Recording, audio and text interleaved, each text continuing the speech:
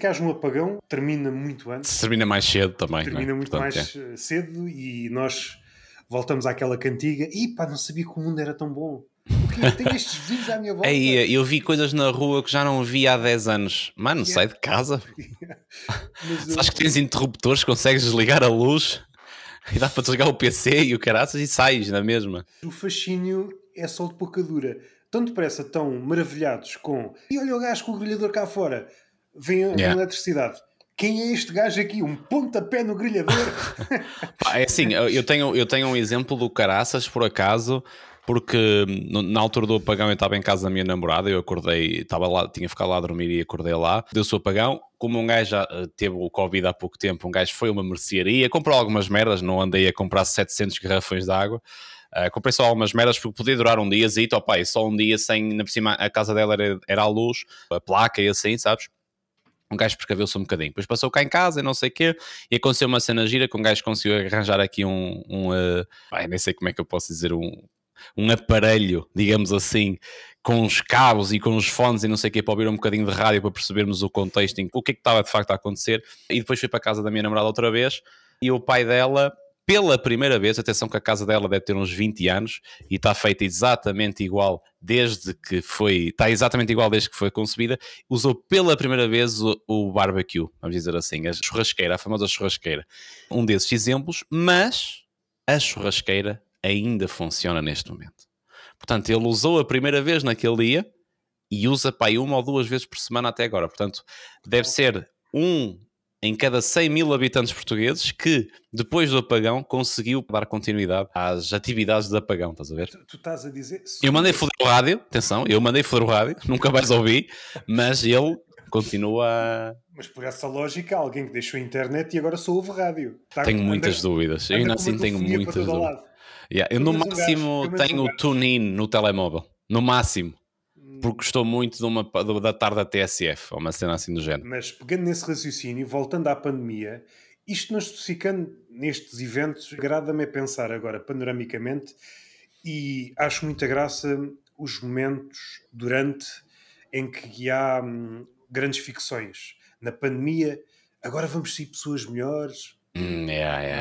E no apagão foi uma coisa de pouca dura. Os podcasts, porque também é uma praga e este contribui. Somos ativos nisso, ativos em corromper a internet. Nós estamos a fazer ativamente. O apagão que é para todos os portugueses e depois há podcasts a replicar cada um as suas experiências e as suas experiências dentro deste comprimento de onda. Finalmente dei-me conta, comecei a respirar, fui a sítios que nunca fui e volta depois o ritmo. Mas voltando à pandemia, é isso que eu queria tocar.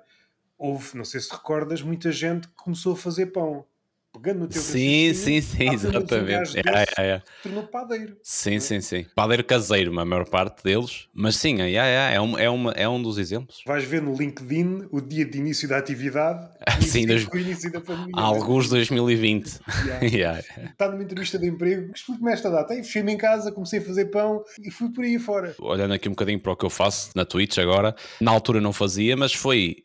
vamos dizer, uma pandemia de streamers nessa altura também. Veio os diretos no Instagram, que foi um bocadinho mais famoso, porque também era com figuras públicas relevantes, mas mesmo na Twitch houve uma praga de muitos streamers, e o que acontecia muitas vezes eram, como, obviamente, alguns streamers gostavam de fazer e tinham realmente algum talento e aproveitaram aquele momento para entrarem e ficaram, mas diria-te que 70%, 80% das pessoas começaram e até tinham alguns números porque estava toda a gente em casa a ver merdas, não é? Foram acabando por cair, e acredito que muitos padeiros deste mundo que arrancaram a atividade em 2020 a este momento já não exercem a atividade também. Eu gosto de acreditar que pelo menos uma pessoa sim, sem dúvida, a sua vocação, porque isso era uma história bonita, isso dava um documentário. Estás a falar mesmo de encontrar a vocação, nem é só uma cena. Exatamente, encontrou vocação graças à pandemia, dava um documentário. Sim, até porque eu defendo um bocadinho a ideia do... todas as pessoas têm um talento incrível. Muitas delas nunca vão descobrir qual é, e pode ser qualquer merda, pode ser fazer pão, fazer live streams, dizer one-liners, escrever textos de drama, o que for, ser trolha, pode ir para o lado que for, mas deve haver... Para o bem, como para o mal também. Como para o mal também. Há talentos incríveis para o mal, atenção, e há assaltos que eu às vezes vejo e digo, não, é mau, mas atenção que está aqui uma ideia que sim senhor. Mas eu gosto também de pensar um bocadinho nisso, em relação à pandemia, aos apagões e não sei o quê, eu próprio, acho que, não sei se tu fazes isso, mas praticamente toda a gente faz aquelas introspecçãozinhas de, caraças, pá, realmente a vida não é isto, a vida são mais merdas, não é? E quando um gajo vai apanhar um bocadinho de sol na altura do apagão, que foi num dia solarengo, um dia bacana, um gajo apanha um bocadinho de sol, vai à casa da família, vê se está tudo bem, volta, anda de carro, ouve rádio, despreocupa-se um bocadinho e deslarga-se um bocadinho do telemóvel porque um gajo nem rede tinha, e ao contrário do Covid, um gajo deslargou-se mesmo de tudo, e tu ficas com aquela ideia do, foi, isto é giro. Agora, eu, por exemplo, anteontem, acabei de ver Alice in Borderland, por exemplo. E aquilo funciona muito à base de aproveita a vida, porque depois, quando estiveres entre a vida e a morte, tu vais ter que lutar muito para voltar ao que tu tinhas, que é muito melhor do que a morte, vamos dizer assim. Portanto, luta enquanto tu és vivo, porque podes perder essa cena. E um gajo sempre que acaba de ver algum episódio ou leva uma bregastada de uma cena emocional dessas, tu ficas na cama assim, foda-se. E às vezes, se calhar, falei mal para a minha mãe, a minha namorada é realmente incrível, e eu às vezes não aproveito. Só que depois um gajo acorda de manhã e eu nem me lembro que estive a fazer essa introspeção, estás a ver? Disseste aqui duas cenas interessantes. Relativamente ao apagão, toda a gente partiu do mesmo sentimento porque foi apenas um dia. Não teve aquela curva como a pandemia. Sim. Íamos sair todos daqui melhores, o mundo está a curar-se, já há golfinhos no Sado, já víamos animais em todo lado, isto antes do Chega, já havia animais em todo lado. Sim. De cor, animais de cor até. Acreditávamos em ações-reações estapafúrdias, mas queríamos mesmo acreditávamos que se batêssemos palmas à janela isso contribuía de alguma forma para os médicos. Acho isso incrível. O Costa acreditou que se trouxesse a final da Champions, salvo erro, para Portugal, isso ia... MotoGP. Exatamente, isto tinha uma relação e andávamos todos hipnotizados por este furor. Mas, como demorou mais tempo, houve um regressar à realidade, e não é uma realidade, é outra realidade.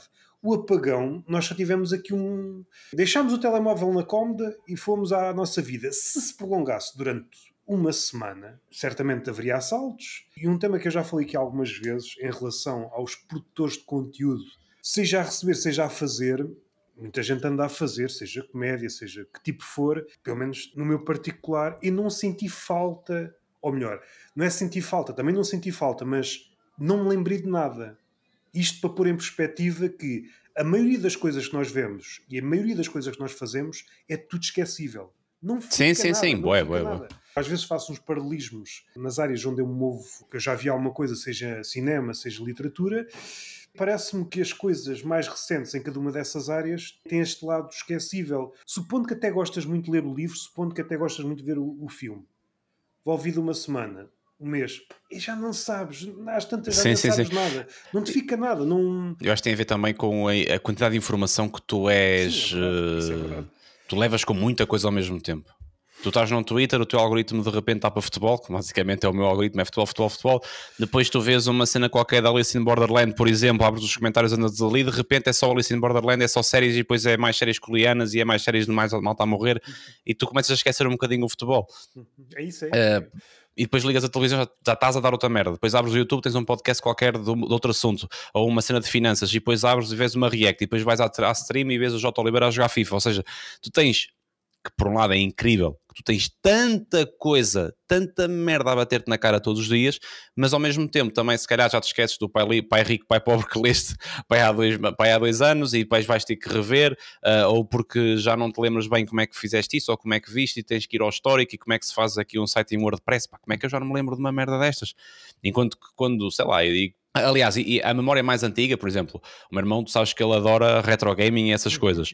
Tem uma backstory de Tekken 3 e de Gran Turismo 1 e dessas merdas todas que eu, a este dia eu sei de cor. Mas se tu me metes a jogar outra vez um Apex Legends, por exemplo, que é um jogo muito mais recente, eu já tive muitas mais dificuldades daquela memóriazinha de agora, estás a ver? É um exemplo talvez ainda melhor que estes dois, pois em média, quando se gosta ou quando se gostava de um jogo, tu entravas mesmo no jogo e passavas, quanto mais recuado, mais tempo passavas, pois num cenário de pessoa de classe média, a escolha era pouca. E até então, porque, exatamente, não conseguiste ter bibliotecas de jogos gigantes antigamente. A partir do momento que a oferta via lícita ou ilícita se foi alargando até o infinito, depois nasceu Eu não sei se o teu irmão já falou neste aspecto. Eu recordo-me dos salões de jogos. Porque é que eu fui buscar o cenário do salão de jogo? Os jogos, a maioria das vezes, eram super difíceis. Estavam feitos para tu perderes. E eu acho que houve aqui uma mudança. Pensando nos jogos, mas acho que é aplicável a tudo. A forma como nós lidamos com a frustração. Quem joga hoje não sabe lidar com a frustração. À mínima coisa... Eu acho que consigo dar uma resposta para isso, por acaso. Mas eu quero mais acabar a conclusão. Há pontos em que evoluímos para sítios melhores. Eu estou a pensar, por exemplo, na jogabilidade. Havia jogos... De que forma é que isto se mexe? Também foi preciso muito erro para chegarmos aqui a um ponto em que eu quero que o boneco, ou seja o que for, vá para ali e eu sei exatamente como fazê-lo ir para ali. Por outro lado, acaba por ser quase tudo igual. Sim, exatamente. Também tens um bocado esse problema, mas por outro lado é mais fácil para toda a gente. Os vários graus, não sou grande gamer, pelo menos atualmente, facilmente um jogo de que tipo for, tu perdes, ele oferece logo uma alternativa, diminui a dificuldade e assim num crescendo. Sim. Ou seja, os jogos antigamente não era isso. Nem sequer tinhas walkthroughs na internet para ver. Não tinhas. Era às cegas e eu recordo-me, tinha uma Mega Drive e tinha o Ultimate Mortal Kombat, um jogo muito antigo. E não havia acesso a códigos. Ou seja, cada vez que eu aprendia, ou o meu irmão, que é 5 anos mais novo, um golpe, nós tínhamos um caderninho. Para apontar, claro. Está aqui, é isto, está aqui, já temos mais um. E era uma alegria sempre descobrirmos um golpe. E é por isso que eu hoje lembro-me desse jogo, ou do Street Fighter, mas nessa fase era mais do Mortal Kombat. E hoje, se jogar um jogo de luta, jogo. Não fica grande coisa, nem se calhar sei quais são os personagens, a não ser que também é uma cena dos jogos. De há uns anos esta parte, é tudo remakes, não é? Se eu jogar um número ao calhas, certeza que ele vai bater no roster de algum jogo. Acho que a cena do jogo é engraçado nesse aspecto que há pouco estavas a dizer. Como tu tinhas uma relação muito afincada com um determinado jogo, ou com 2 ou 3 jogos, tu passavas aquilo de fio a pavio. Hoje, à mínima frustração, ou completas o jogo, porque na semana seguinte sai outro, não é? Deixa-te interesse. E aqui era aquilo que eu estava a dizer há um bocadinho, que eu acho que consigo ter aqui uma resposta para isso.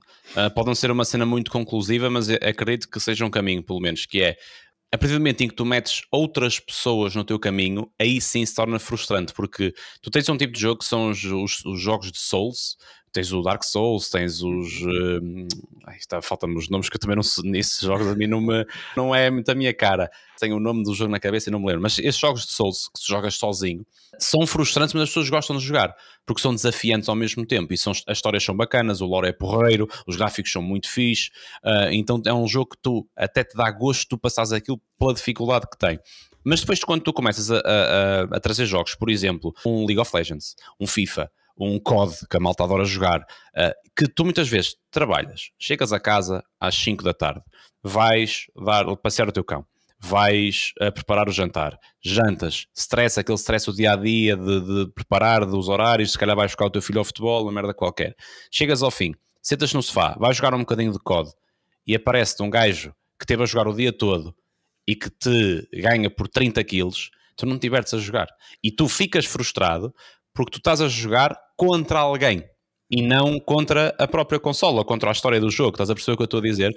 Outro capítulo que é os jogos, a partir do momento que entraram no modo online, tornaram-se jogos infinitos. Porque os jogos levam-te para aí porque são jogos. É a única maneira que eles têm de rentabilizar o jogo durante toda a longevidade do jogo. Exatamente. O COD saiu um jogo a conta-gotas, pensando num jogo, sei lá, um jogo de luta, em vez de lançar, como acontecia com o Tekken, lançava-te um roster e depois tu está feito. Tu é que tens de desbloquear toda a gente. Hoje não, dou-te um roster muito reduzido e se tu se quiseres pagar para adicionar coisas que já estão lá no jogo, tu só desbloqueias o que já está lá.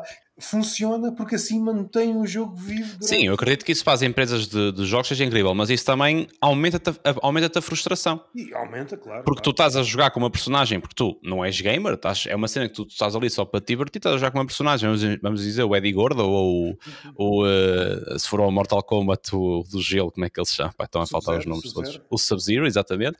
Estás a jogar com ele porque é uma personagem que tu até gostas e não sei o quê, mas tu querias jogar com não sei quem, e de repente estás a jogar online e calhas com esse gajo que é muito mais forte do que tu e ele rebenta-te os cornos e dizes, mas eu queria ter aquele, mas eu tenho que pagar 10 paus para ter aquele DLC. Então tu começas-te a frustrar aos bocadinhos e depois tu tens 2 soluções. Ou continuas a jogar e frustras-te, não é? E é um ciclo sem fim. Ou jogas aquilo mesmo no máximo de divertimento possível, mesmo que tu percas, que é praticamente impossível, tu não ficas minimamente chateado ou vais para outro caminho.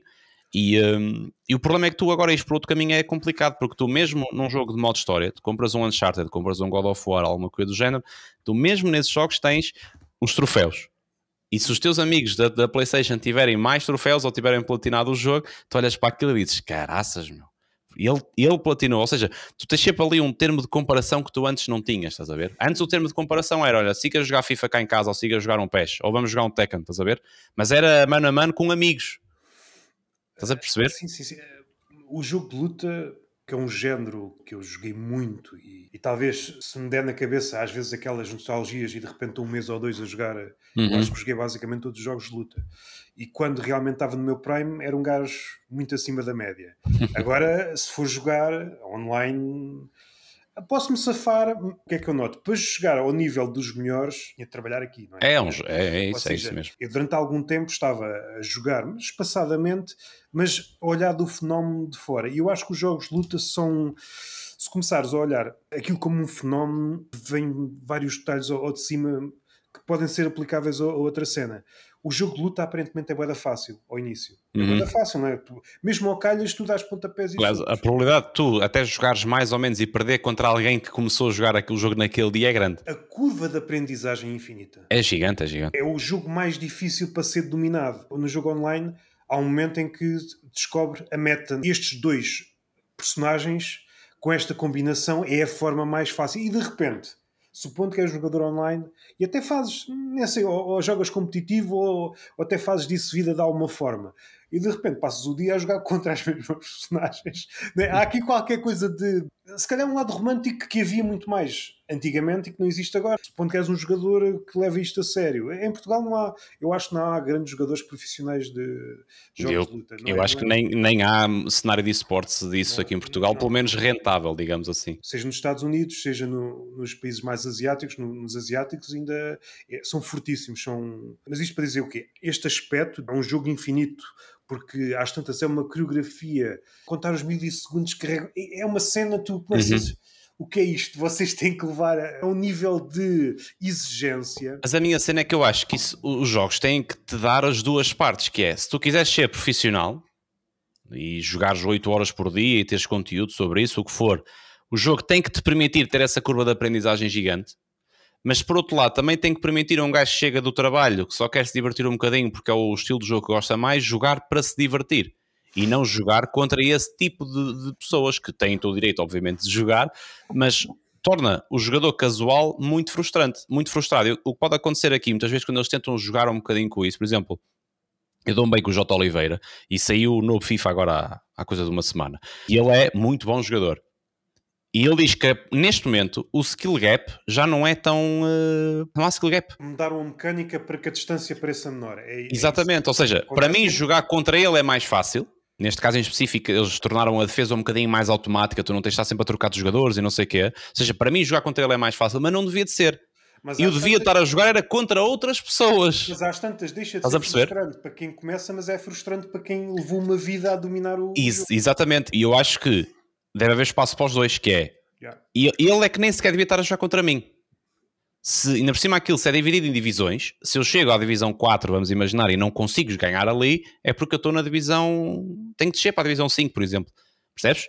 Agora, tu não podes eu, que sou casual, estar a jogar contra eles. Agora, depois também depende da mentalidade de cada um. Eu depois tenho que perceber... E eu próprio, que obviamente que se eu só jogo 1 ou 2 horas por dia, não posso jogar contra eles porque não tenho o andamento deles. Eu consigo perceber um bocadinho a cena neste caso, aliás, é da EA que foi vendida esta semana também, mas eu consigo perceber um bocadinho o caso deles, que é, vamos aproximar tudo um bocadinho, vamos transformar este competitivo online casual todo um bocadinho para que toda a gente se consiga enturmar.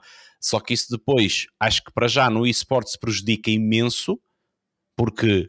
O eSports é de facto a distância de um jogador casual para um jogador competitivo, um jogador que faz isto de profissão ou de criação de conteúdo ou o que for, e isso prejudica imenso. Por exemplo, no caso do Counter-Strike, que é um jogo que eu gosto de jogar, tu tens um cenário de competitivo, de eSports, que mesmo que tu sejas do nível deles de Face It. Eu sei que se calhar não percebes o contexto, mas é tipo uma plataforma eu online estou mais de rank. Nunca joguei, mas Pronto, ou seja, tu podes ser nível 10, Face It, que é o rank mais alto, mas acredita que o teu gap contra esse tipo de pessoas é abismal ainda. Percebes? E isso sente-se no jogo.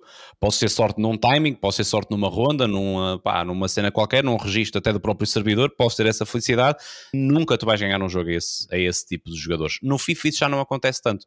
Ou seja, mesmo um jogador casual ou um jogador casual, mas de bom nível, vais abrir uma stream de CS e vai estar muito mais gosto, porque tu vais efetivamente ver um CS muito diferente do que estás habituado a jogar. Enquanto se tu fores um jogador de FIFA, tu vais te sentir sempre capaz de ganhar aos jogadores profissionais. Acho que acabas por estragar aqui um bocadinho os dois mundos. Eu sou um jogador casual, estou aqui a jogar uma horita de FIFA, não tenho que calhar contra o J. Oliveira, porque ele joga 10 horas por dia, e o J. Oliveira não tem que calhar contra mim, porque nem consegue treinar como deve ser, fica frustrado porque se calhar até perde 3-1 contra mim e ele fez 5 vezes os remates que eu tenho, percebes? E acho que os jogos estão a trabalhar num contexto, jogos online, estão a trabalhar num contexto que estão a tentar agregar o mais massas possível a tudo para fazerem a guita. Eu percebo a cena, mas essa lógica é vês em quase todo o lado e resulta sempre na mesmice. A Netflix ou outra plataforma qualquer onde possas ver, é sempre essa lógica, é a fórmula que consegue agradar o máximo possível. E às tantas, agrada, mas é um agradar que é esquecível, não é nada que fique. É um agradar tipo com uma linha baixa, não é? Tu chegas a um sítio que é o melhor sítio de Santos, agrada só 500 pessoas da cidade, mas aquelas 500 pessoas, se for preciso, vão lá dia sim, dia não. E o gajo, não, mas 500 pessoas para uma cidade de 50 mil não chega, nós queremos agradar. E às tantas agrada a toda a gente, mas essas pessoas, uma vez em cada ano vou lá comer, não é? Sim, não recomendam sequer, não é? Vai lá em última instância, as Santos, apesar de alegadamente ter variedade, mas sabem todas ao mesmo. Comecei a ver esse fenómeno na Netflix, dá-te uma ilusão de oferta, mas basicamente acaba por ser um bocadinho tudo igual. Trabalham muito o branding, a forma como se mostram, mas assim que entras percebes, isto é mais ou menos igual, isto é mais ou menos igual.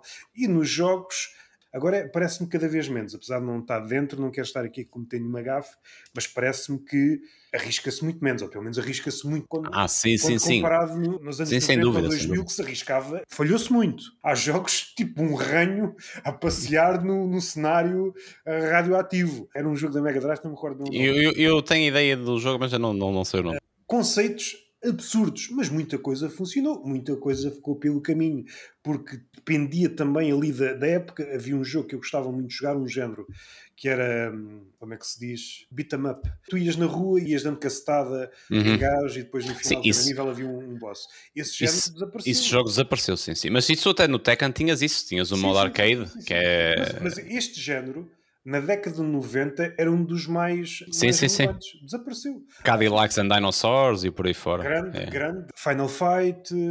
Sim, tinhas muitos jogos assim, não? Streets of Rage. Streets of Rage também é dos mais conhecidos, sim. Não há muito tempo foi lançado o quarto. Será que os jogos de futebol serão para sempre?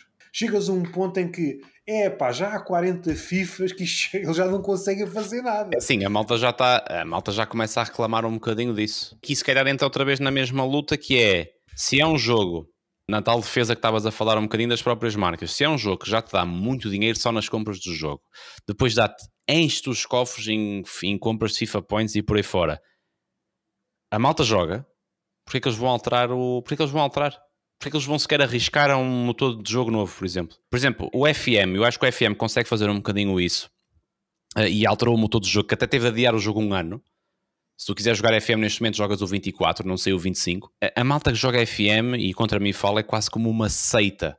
Percebes? Aquilo não é um jogo assim tão casual, porque tens que perceber um bocadinho das coisas, é quase uma seita. E as pessoas aceitam isso porque sabem que a Sports Interactive durante tanto tempo nunca deixou ficar mal o pessoal. Percebes? Ou seja, eles meio que aceitam um bocadinho. Tu sabes que se eles pediram para adiar é porque caraças, é porque vale a pena. Enquanto que isso também é uma preocupação um bocadinho. Aconteceu com o Cyberpunk, por exemplo, que foi adiado. É uma relação que já não é, pensando de forma mais ao nosso nível. Um criador de conteúdo, um podcast, há sempre uma vozinha na cabeça. Se eu deixar de fazer, ou pelo menos com a frequência que eu estou a fazer, será que a ligação com o meu público desaparece? Eu acho que aí é um bocadinho diferente porque ninguém consegue combater o FM neste momento. porque não tem jogos desse género. Ou seja, Ok. também eles estão um bocadinho salvaguardados nesse sentido. Se de repente a malta é vidrada em Feira dos Três e nós deixamos de fazer o podcast, eles vão ver PTM. Ou vão ver Cubinho, ou vão ver outro, já nem sei, aquilo do futebol, esqueço-me do nome, do Batáguas e por aí fora. Estás o que eu estou a dizer? Tu, se de repente não consegues jogar, não, ai fogo, eu estou o FM, o que é que eu vou fazer? Eu ando a jogar 24. Não há mais nenhum, não saiu nenhum, percebes? Não saiu nenhuma versão diferente que tu possas jogar. Eles também estão um bocadinho salvaguardados por isso, e é uma ajuda, é como o GTA. Sim, As pessoas estão à espera do GTA 6 desde que saiu o 5, sim, porque tu sabes que não há nenhum. Ninguém vai competir com aquilo. Se por acaso houvesse a possibilidade de haver um concorrente à altura, eles tinham que dar ao chinelo. Se calhar nestes dois casos até, se calhar não, porque eu até acho que eles conseguem sempre entregar bons produtos. A Rockstar com o GTA faz um trabalho incrível, como faz com o Red Dead, e o Sports Interactive faz um trabalho extraordinário com o FM também. Portanto, eu acho que eles até acabam por não se esforçar muito. Aliás, eles esforçam-se, mas não é por terem concorrência. E ao contrário do FIFA, por exemplo, que já é igual há muito tempo e o PES perdeu-se completamente na transição para o online, porque eles quiseram trazer o My Club e aquilo não funcionou muito bem, e depois quiseram-se focar só no online para ver se conseguiam faturar mais para as receitas que perderam em PES anteriores, e aquilo foi um fiasco completo. Eu sou fanboy do PES e é das coisas que eu tenho mais pena que aconteceu nos últimos anos. Esta conversa não há de interessar quase a ninguém que ouve este podcast. Pois não. Depois tu cortas isto tudo. Não corto nada. Isto é o que aconteceu, mas isso tem que ver muito com a empresa em questão. A Konami também foi uma editora que se enterrou. Ganhava muito, obviamente com o PES também, e o PES chegou a reinar o futebol durante, sei lá, até o PES 13, uma cena assim do género, mas o Hideo Kojima sempre foi um gênio de tudo o que ele mexia, os Metal Gear Solid, esse tipo de jogos. São jogos que tu entras no lore daquilo e tu percebes, este gajo é um completo freak no bom sentido. Quando tu de repente estás a jogar Metal Gear Solid 1 na PlayStation 1, quando tu não tens grandes não tens ideias assim tão por além, é só a história. Tu de repente jogas contra um dos bosses e tens que desligar o teu comando para ligar no outro, porque ele lê a mente de quem está no slot 1 do comando. É tipo, isso é uma ideia que, tipo, quando tu percebes que é assim que funciona, tu ficas, não, isto ultrapassa o normal. Quando se foi perdendo um bocadinho o Hideo Kojima... Eu tinha um colega na escola que começou a faltar às aulas para jogar esse jogo. Quer chegar ao fim e preciso de uns dias. E os jogos nessa altura eram mais pequenos que os de agora. Tu agora para acabares um jogo, Jesus, Deus-me livre. E quando tu começas a perder um bocadinho a essência, na altura a Konami também tinha jogos para todas as consolas. A Konami tinha um volume absurdo de jogos, de tipo de jogos, de categorias, de muita coisa. Quando tu começas a perder assim um bocadinho a tua audiência, e era aquilo que falamos há muito tempo atrás, que é, tu agora tens muita concorrência e tu tens muita coisa para fazer. Se de repente deixas de ter um jogo de modo história como a Metal Gear, tu vais jogar God of War, que é da Sony, ou tu vais jogar o Red Dead, que é da Rockstar. Não tens ligação à marca. Se de repente a marca começa a ficar para trás, tu mandas dar uma volta e vais jogar outra coisa qualquer. Sim. É como uma Netflix, de repente a Alice in Borderland deixa de fazer, ou tu odiaste a segunda temporada e eles destruíram a série toda, tu ficas chateado, mas no dia a seguir estás a ver outra merda qualquer já. É a mesma coisa se aplica a um podcast, aplica-se a qualquer marca. A marca, se for lúcida, não pode pensar que a pessoa apenas consome a sua marca. Pode pertencer ao lote das preferidas, mas se perder a garra, o gajo vai buscar no outro lado. A mesma coisa um podcast. O que não falta é oferta. É isso. Isso por um lado também é bacana. Obviamente que para quem faz pode custar um bocadinho essa parte. Tu sabes que ao mínimo detalhe tu podes ficar para trás. Mas também, isso, eu acredito que isso é uma cena boa. Foi o que eu disse, não sei se tu vês os episódios todos, mas eu acho que foi há 2 episódios, se não estou em erro, do Feira dos Três, que eu até discuti entre aspas com o meu irmão, que ele dizia que o material de podcast é mais barato, é demasiado barato, devia ser mais caro, porque um gajo vê cada merda, que eles deviam subir os preços, para teres a certeza, tu para criares um podcast tens de ter a certeza que é uma cena bacana. E foi o que eu disse, eu acho que não. Porque... a oferta tem que estar para toda a gente. Todas as pessoas têm que ter acesso. E depois é a natureza, é a natural healing, que é, se eles não são bons, seja no tema que eles estiverem a falar, as pessoas não vão deixar de ver e eles vão acabar por cair, percebes?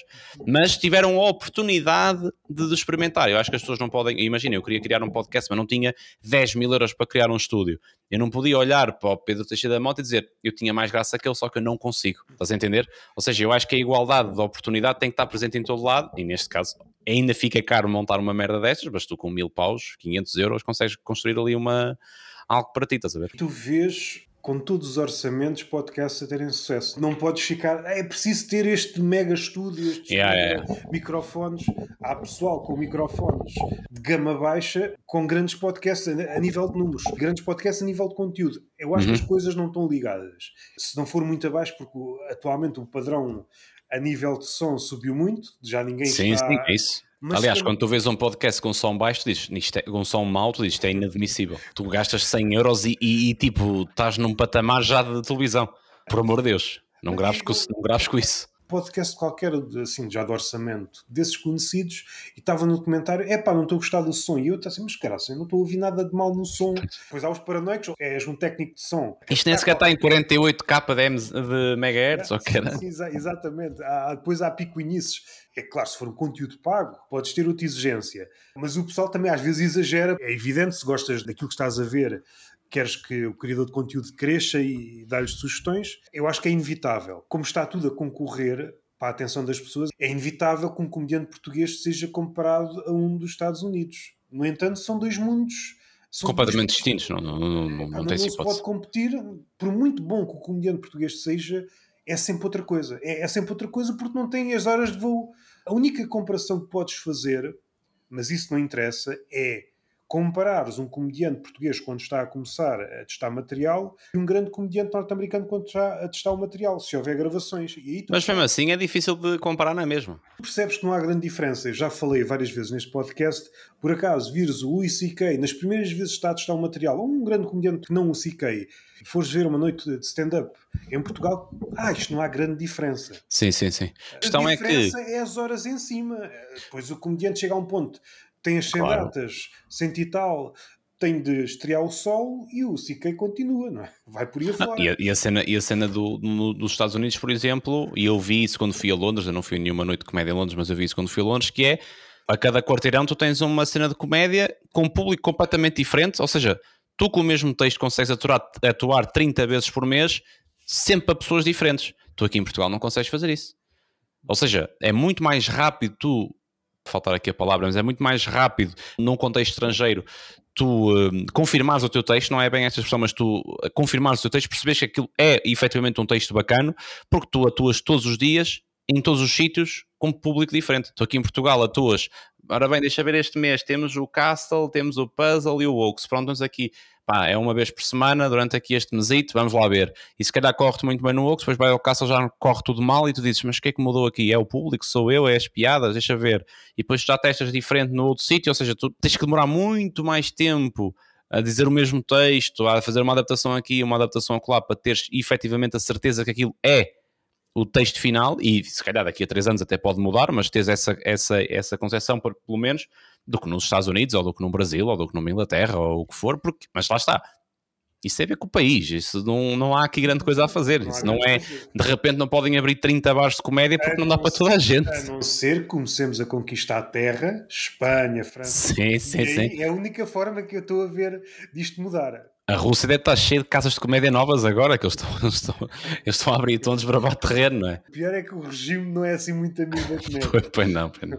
Com o comediante que está à frente da Ucrânia, caso contrário, anda cá a Rússia a atuar, não é? Para o Zelensky é um open mic quase que eles estão a fazer, não é? Estas novas ditaduras que nunca se assumem enquanto tal. Em parte é uma ditadura envergonhada. Mas está a falar tipo das redes sociais e assim, do cancelamento? Não, ainda não, mas estou a falar da Rússia. Estás a falar mesmo dessas ditaduras que são efetivamente ditaduras, mas ninguém sabe bem.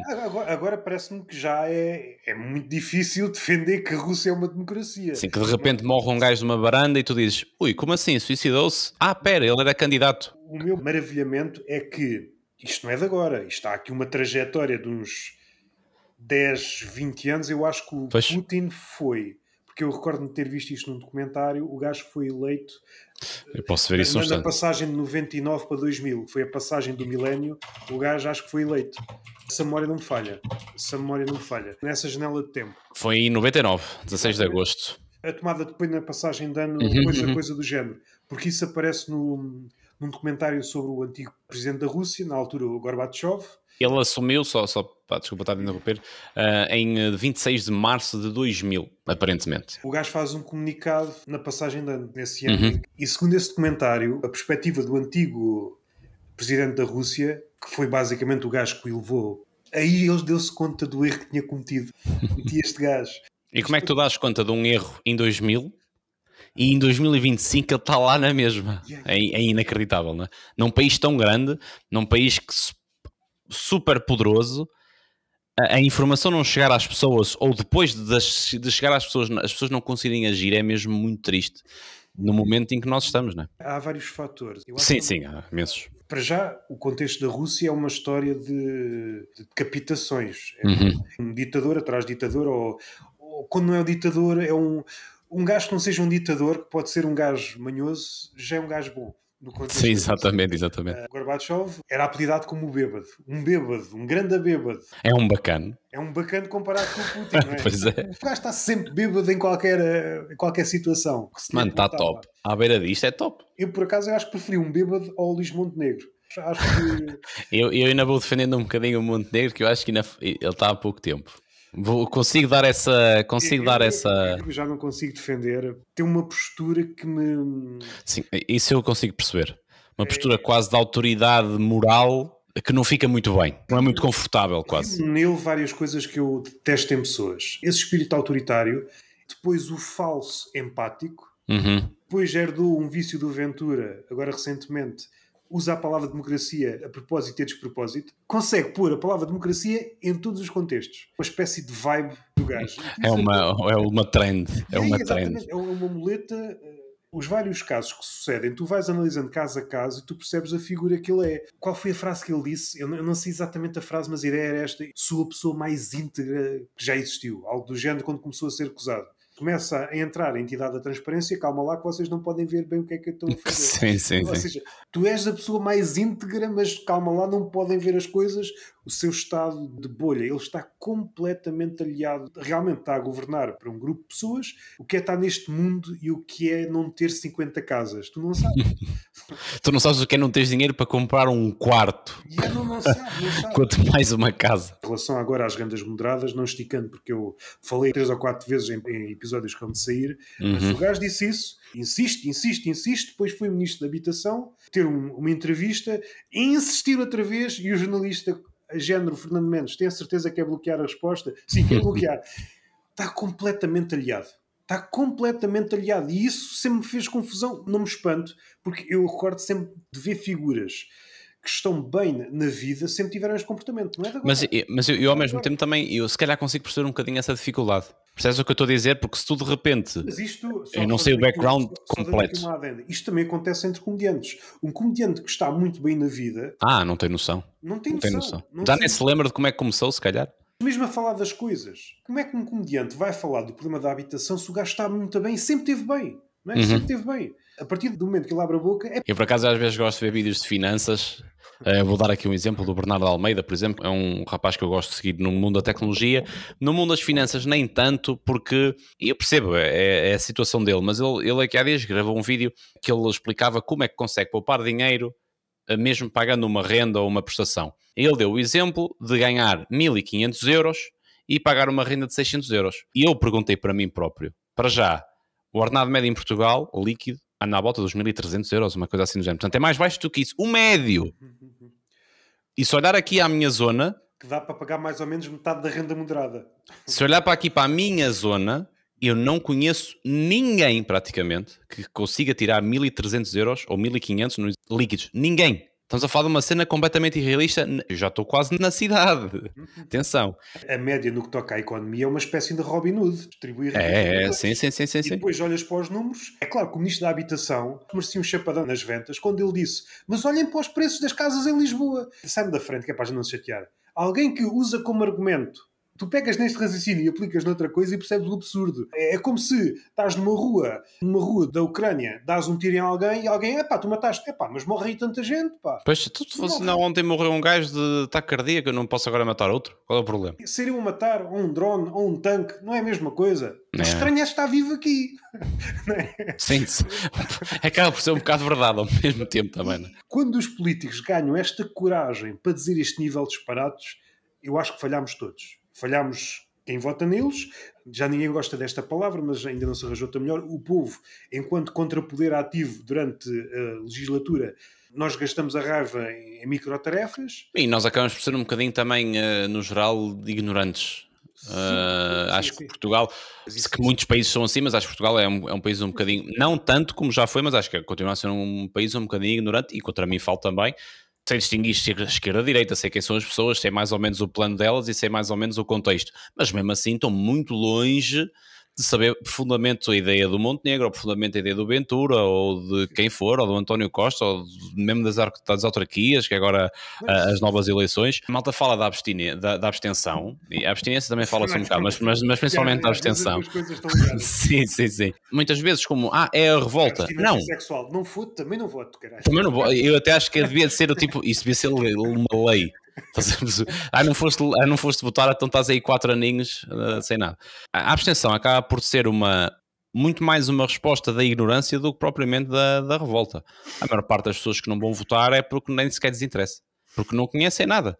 E depois tu vais votar a uma autárquicas e tu olhas para o papel e dizes, pronto, olha, eu gosto do PSD, está aqui e tal. E tu nem sabes quem são, se bem que as autarquias também são um bocadinho... É ligeiramente diferente, é o único sítio... reféns quase, mas... E daí também se prova que também não há nenhuma relação, seja nos candidatos que compõem as listas de qualquer partido, eles também não têm ligação com o partido, nem as pessoas que alegadamente dizem que são de um partido. A política local é outra cena. Outra cena. E eu normalmente quando vou votar na freguesia, para as eleições da freguesia, eu gosto sempre de estar em consonância com a Câmara, porque eu acho que isso é uma cena importante. Seja Chega, seja PSD, seja PS, seja o que for, uma junta está tão refém de uma Câmara, como se calhar a Câmara está refém do país também, mas uma junta está tão refém da Câmara que eu prefiro ligá-los aos dois do que estar com ideias diferentes, percebes? Vai criar atritos. Obviamente, porque se calhar a Câmara da Feira é PSD e Souto é PS, mas Mosteiro já é PSD, se calhar se há ali 1000 euros perdidos em alguma coisa, vão muito mais depressa para Mosteiro ou mais rápido do que vão para Souto, por exemplo, percebes? Mas isso estamos a falar são coisas um bocadinho diferentes. Na política ainda estamos a léguas, por exemplo, de países como... Foi a Finlândia ou foi a Islândia? São quase todos iguais nesse sentido. Que entrou em bancarrota e depois o FMI tentou ajudá-los. Eles disseram, não, que a gente resolve a cena sozinha. Mas antes de resolvermos, vamos ver o que é que causou isto.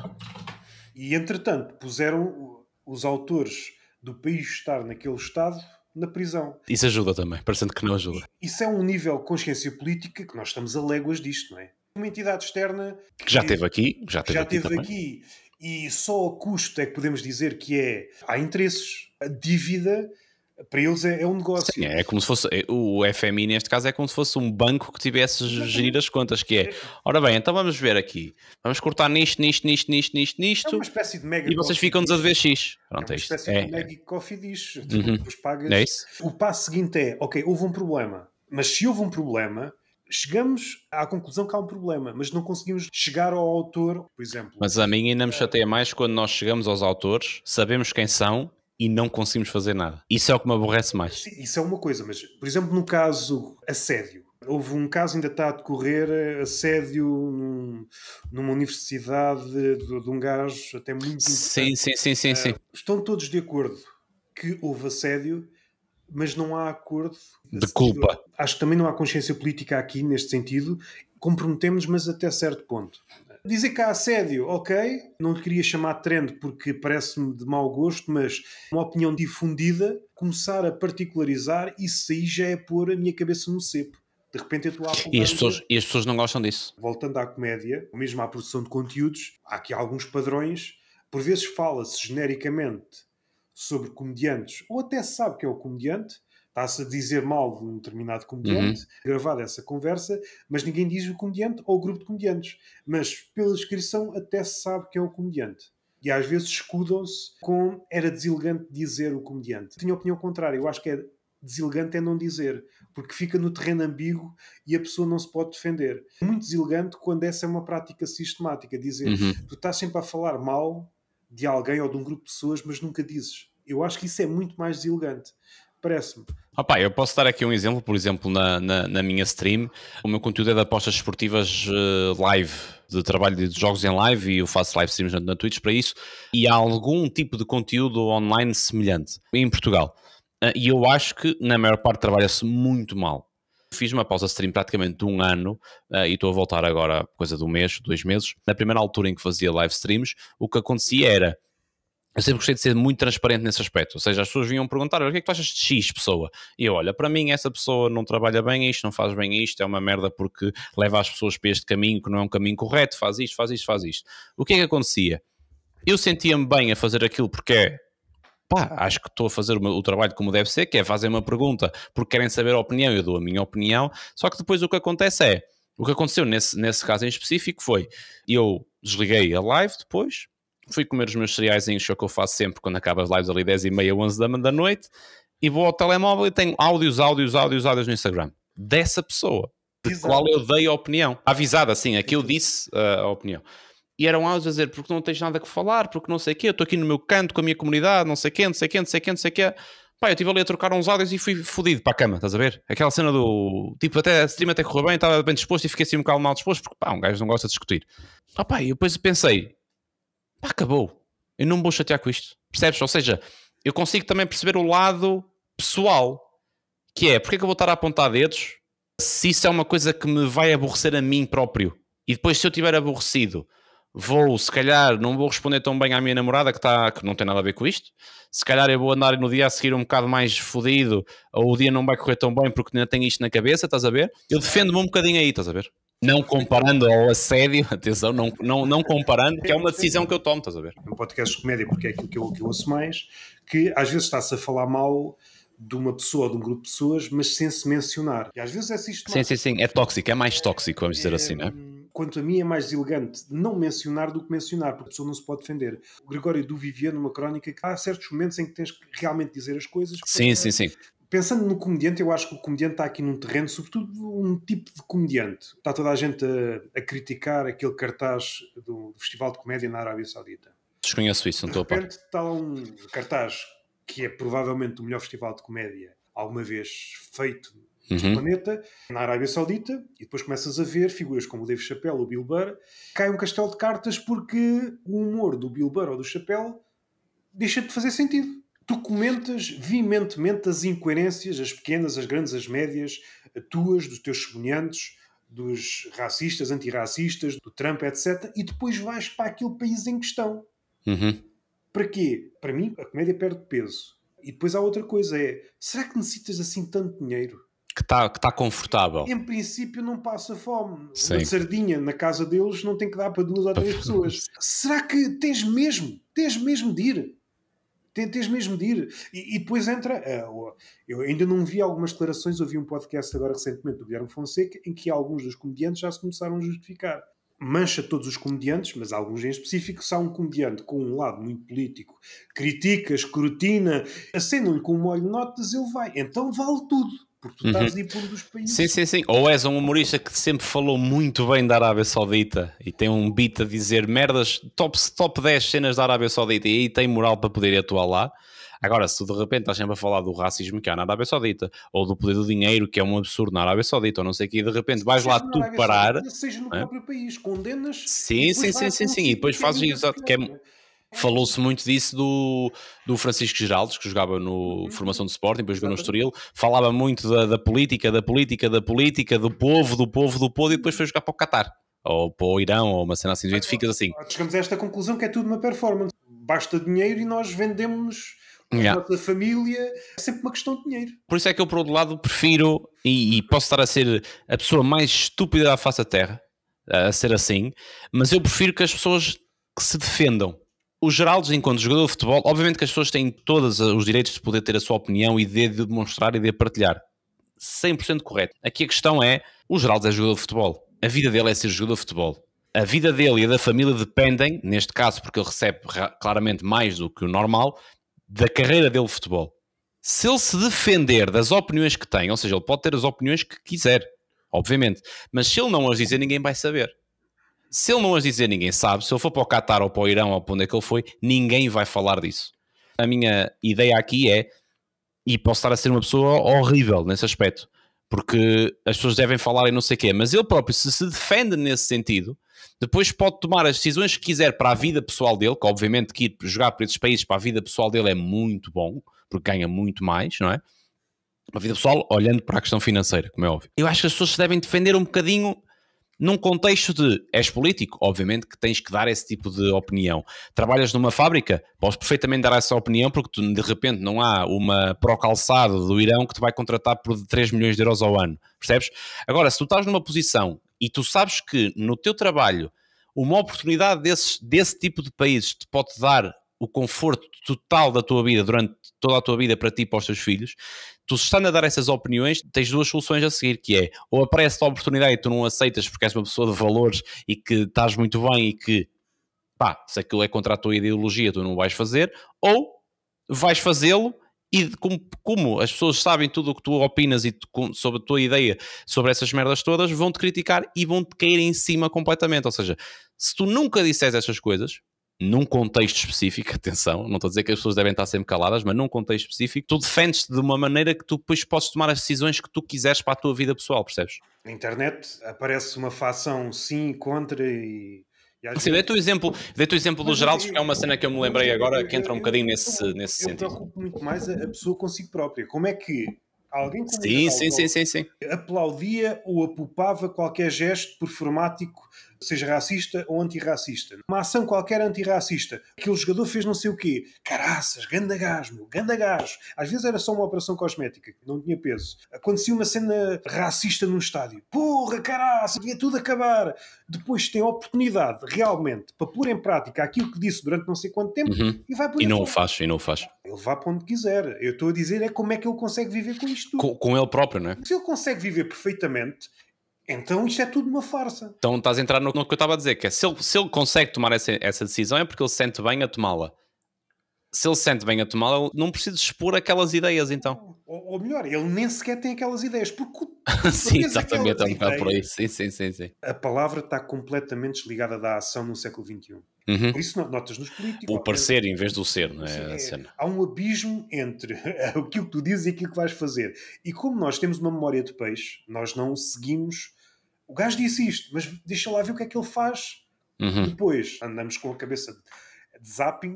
Foi assim que arrancou o podcast, era a falar mesmo disso, que é, tu ouves uma cena e dizes, ui, o que é que ele disse? O que é que ele... Jesus, o que é?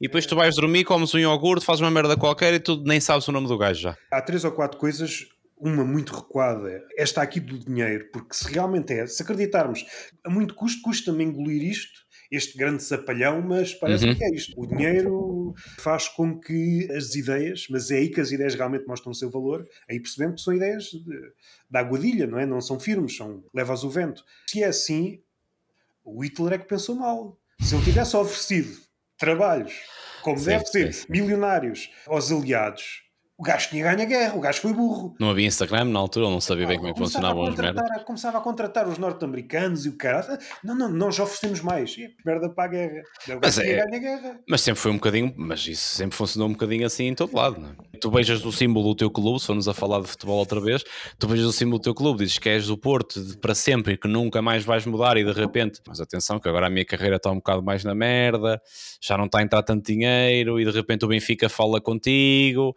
e dizes calma que eu consigo assinar aqui um contratozinho de 4 anos que dá-me aqui uma liberdade que eu não tenho, estás a ver? A liberdade também é uma palavra engraçada, ainda mais neste contexto. É a liberdade que eu falava, era a liberdade financeira, atenção. Ou seja, há a liberdade financeira, sendo que tu, pela liberdade financeira, abdicas todas as abdicas da tua... Sim, eu percebo. Estás a falar de futebol que acaba por ser uma merdice no meio do... Mas eu acho que o que estás a dizer é certeiro e expõe várias hipocrisias. Abandonemos tudo, todas as nossas certezas e ideologias, porque o dinheiro sobrepõe-se a tudo. Eu gosto de ser um bocadinho pragmático nestas coisas e eu acho que o excesso de romantismo também pode ser prejudicial, estás a ver? Mas aqui que é, eu, caralho, jura de amor ao Sporting, que se foda ao Porto, que se foda ao Benfica, vou continuar a jogar aqui. Só aparecem equipas é o Benfica e as equipas da segunda Liga para me contratar.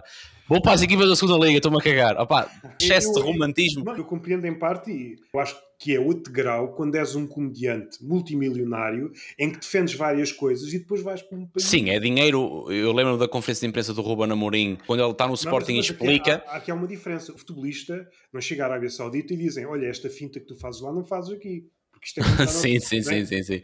Não, mas o que eu estava a dizer era mesmo do dinheiro, da parte do dinheiro que estás a falar. Estas reviengas aqui não vai fazer pontapé de bicicleta para a Arábia Saudita, talvez um gajo não te corta o pescoço ao burro. Ou seja, faz o que tu quiseres e inventa. Se conseguires inventar uma cena nova tipo Oliver Benji, subires à trave e o caraças faz. O exemplo que eu estava a dar do Amorim é mesmo na questão do dinheiro, do pessoal que já tem muito dinheiro. Dá uma conferência de imprensa depois, não sei se é do jogo do Braga ou uma cena assim qualquer, que já está certo ir para o Manchester United, ele só veio explicar a cena e ele diz, e atenção que isto não tem nada a ver com o dinheiro, que o dinheiro que eu ganho no Sporting eu já não o consigo gastar.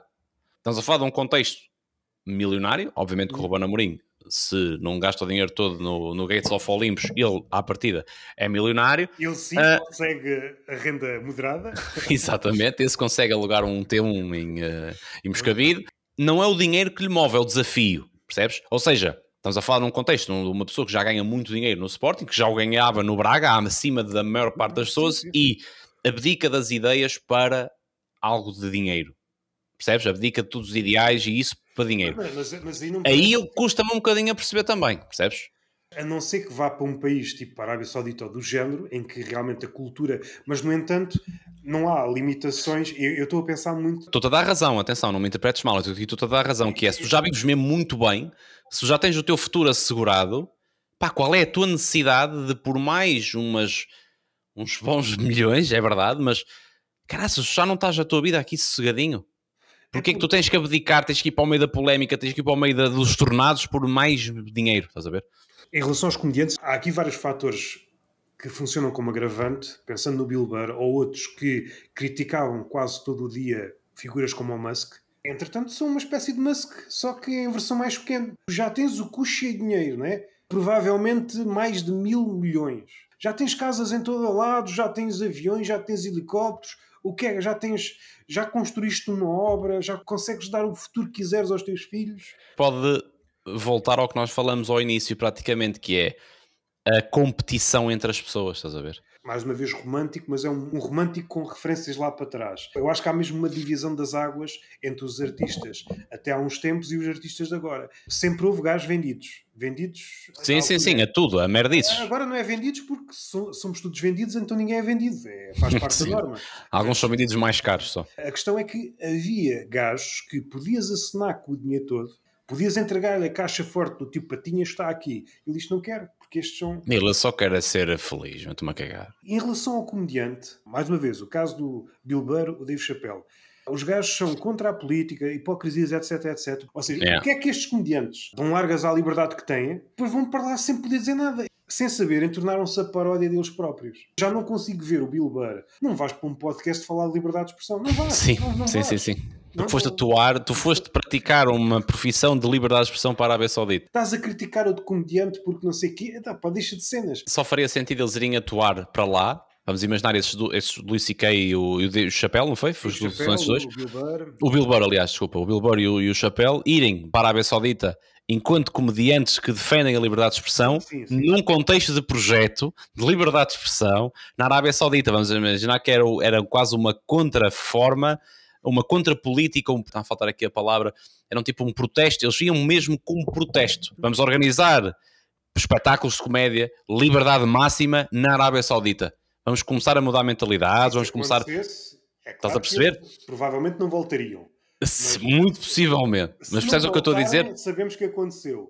Mas se for num contexto desses... Agora, o que muitas vezes acontece, e acontece um bocado no futebol também, é a questão do... Tu vais para lá, és completamente contra a Arábia Saudita, és completamente contra o dinheiro que é envolvido e como é que ele é envolvido, e a escravatura, e trabalho, a liberdade de expressão, todas essas coisas.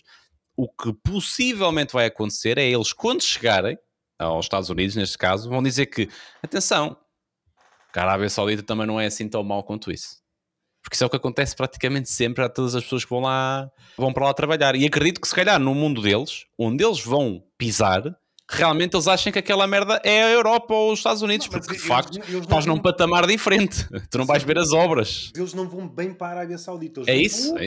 Um mundo dentro da Arábia Saudita. Exatamente. É a mesma coisa que um gajo muito rico, é claro que não vai sentir Lisboa como o português médio. Eu vivo na Avenida da Liberdade.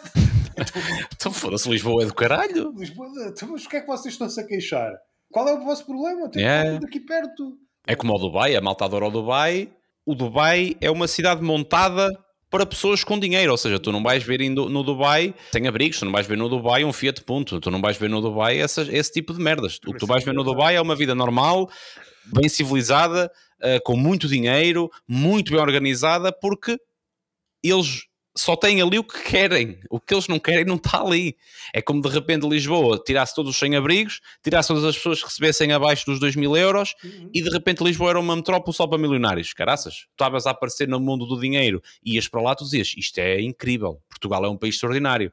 Afinal, Portugal é absurdo, não é nada do que as pessoas dizem. Só que depois tu vais passar férias a Évora ou a Beja no geral e dizes assim, espera, isto não se passa nada. Afinal, Portugal, que é isto? E vais ao Porto, tendo em conta que tiraram os sem-abrigos todos de Lisboa, devem estar todos no Porto. Tu vais ao Porto e dizes, isto afinal Portugal é uma miséria.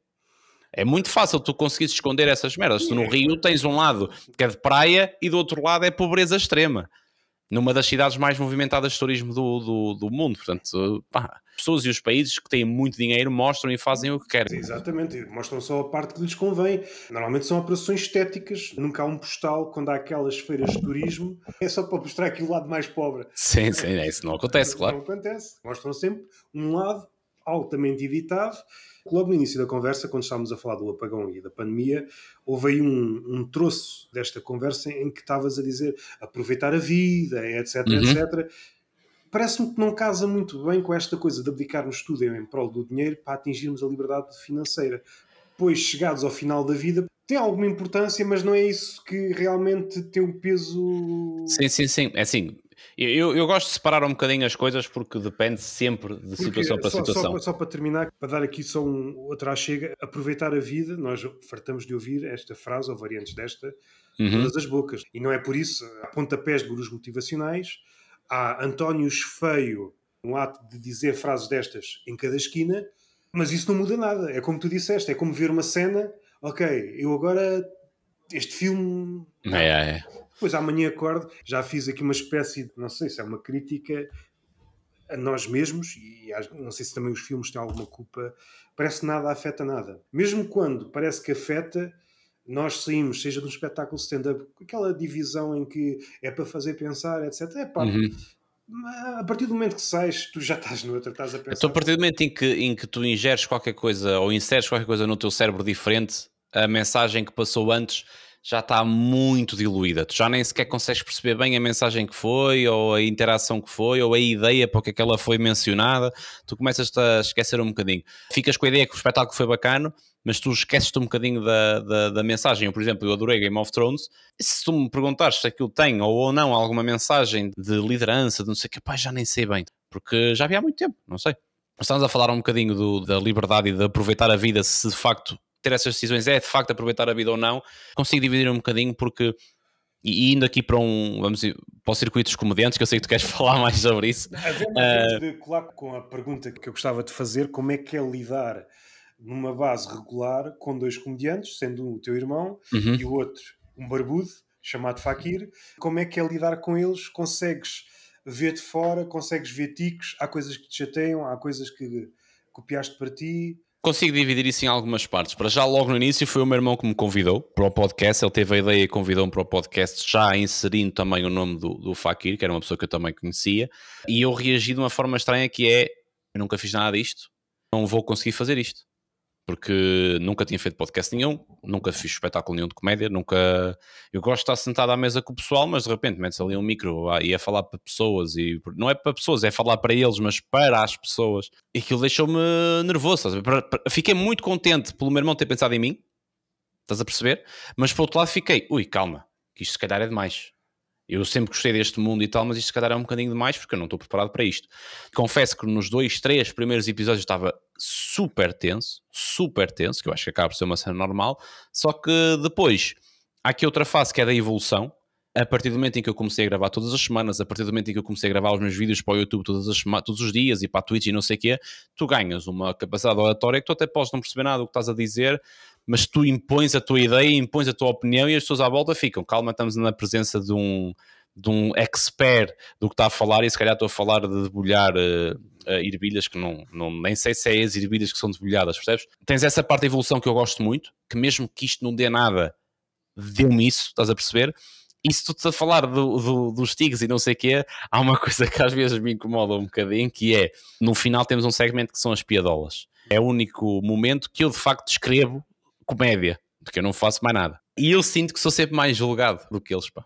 O Fakir diz a piadola, um gajo ri-se ou não se ri, ou faz ou goza ou o que for, o meu irmão diz, e eu no último episódio, foi no último episódio que saiu ontem, eu digo a minha piadola e eles acham graça, acho eu, só que foi naquela essa foi bem buscada. E eu, não pá, riam-se caralho, eu não preciso de validação do texto ou da ideia, que isto não é a minha cena. Percebes o que eu estou a dizer? Ou seja, eles olham para mim como alguém que se calhar, e hei de o fazer um dia, de fazer um open mic qualquer, de fazer só umas one-liners, que é o que eu gosto de fazer, mas não é isso que eu quero, estás a ver? Eu quero que eles se riam como se eu dissesse aquilo à mesa espontaneamente, num trocadilho qualquer, estás a ver? E esses tics incomodam-me um bocado, apesar de eu perceber perfeitamente, incomodam-me num sentido meio distante, vamos dizer assim. Vou-te fazer uma pergunta que eu tenho dúvidas. Eu tenho essa dúvida há muito tempo. Tu se calhar és uma pessoa certa para te fazer a pergunta, que é: tudo fora, notas diferença ou não? Obviamente que aquilo não é um espetáculo de comédia, mas tudo fora, se dissesses que eram 3 comediantes ou dissesses que só um é que não era, tu notavas e conseguias distinguir ou não? Acho que não.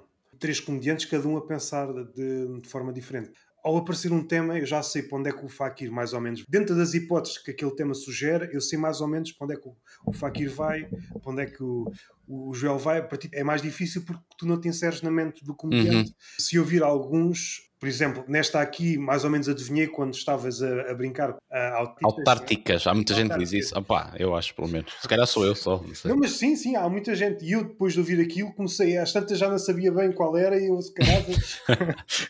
Sim, há muita gente que diz isso. É aquele momento que também atualmente já pode ser parodiado, é aquele momento quase Sam the Kid.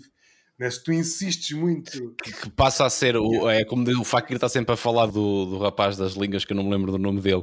O falante é que manda. Não é Miguel Neves é o mas é Neves, é qualquer coisa Neves, acho eu. Mas não é Miguel Neves mesmo? Será? Agora Miguel até estou Neves aqui a ver. Comediante. É que esse nome, pelo menos, não é nada estranho. Marco Neves. Pronto, é um M. Também é, pois era, quer dizer, é muito semelhante. Não há de ser um crime confundir.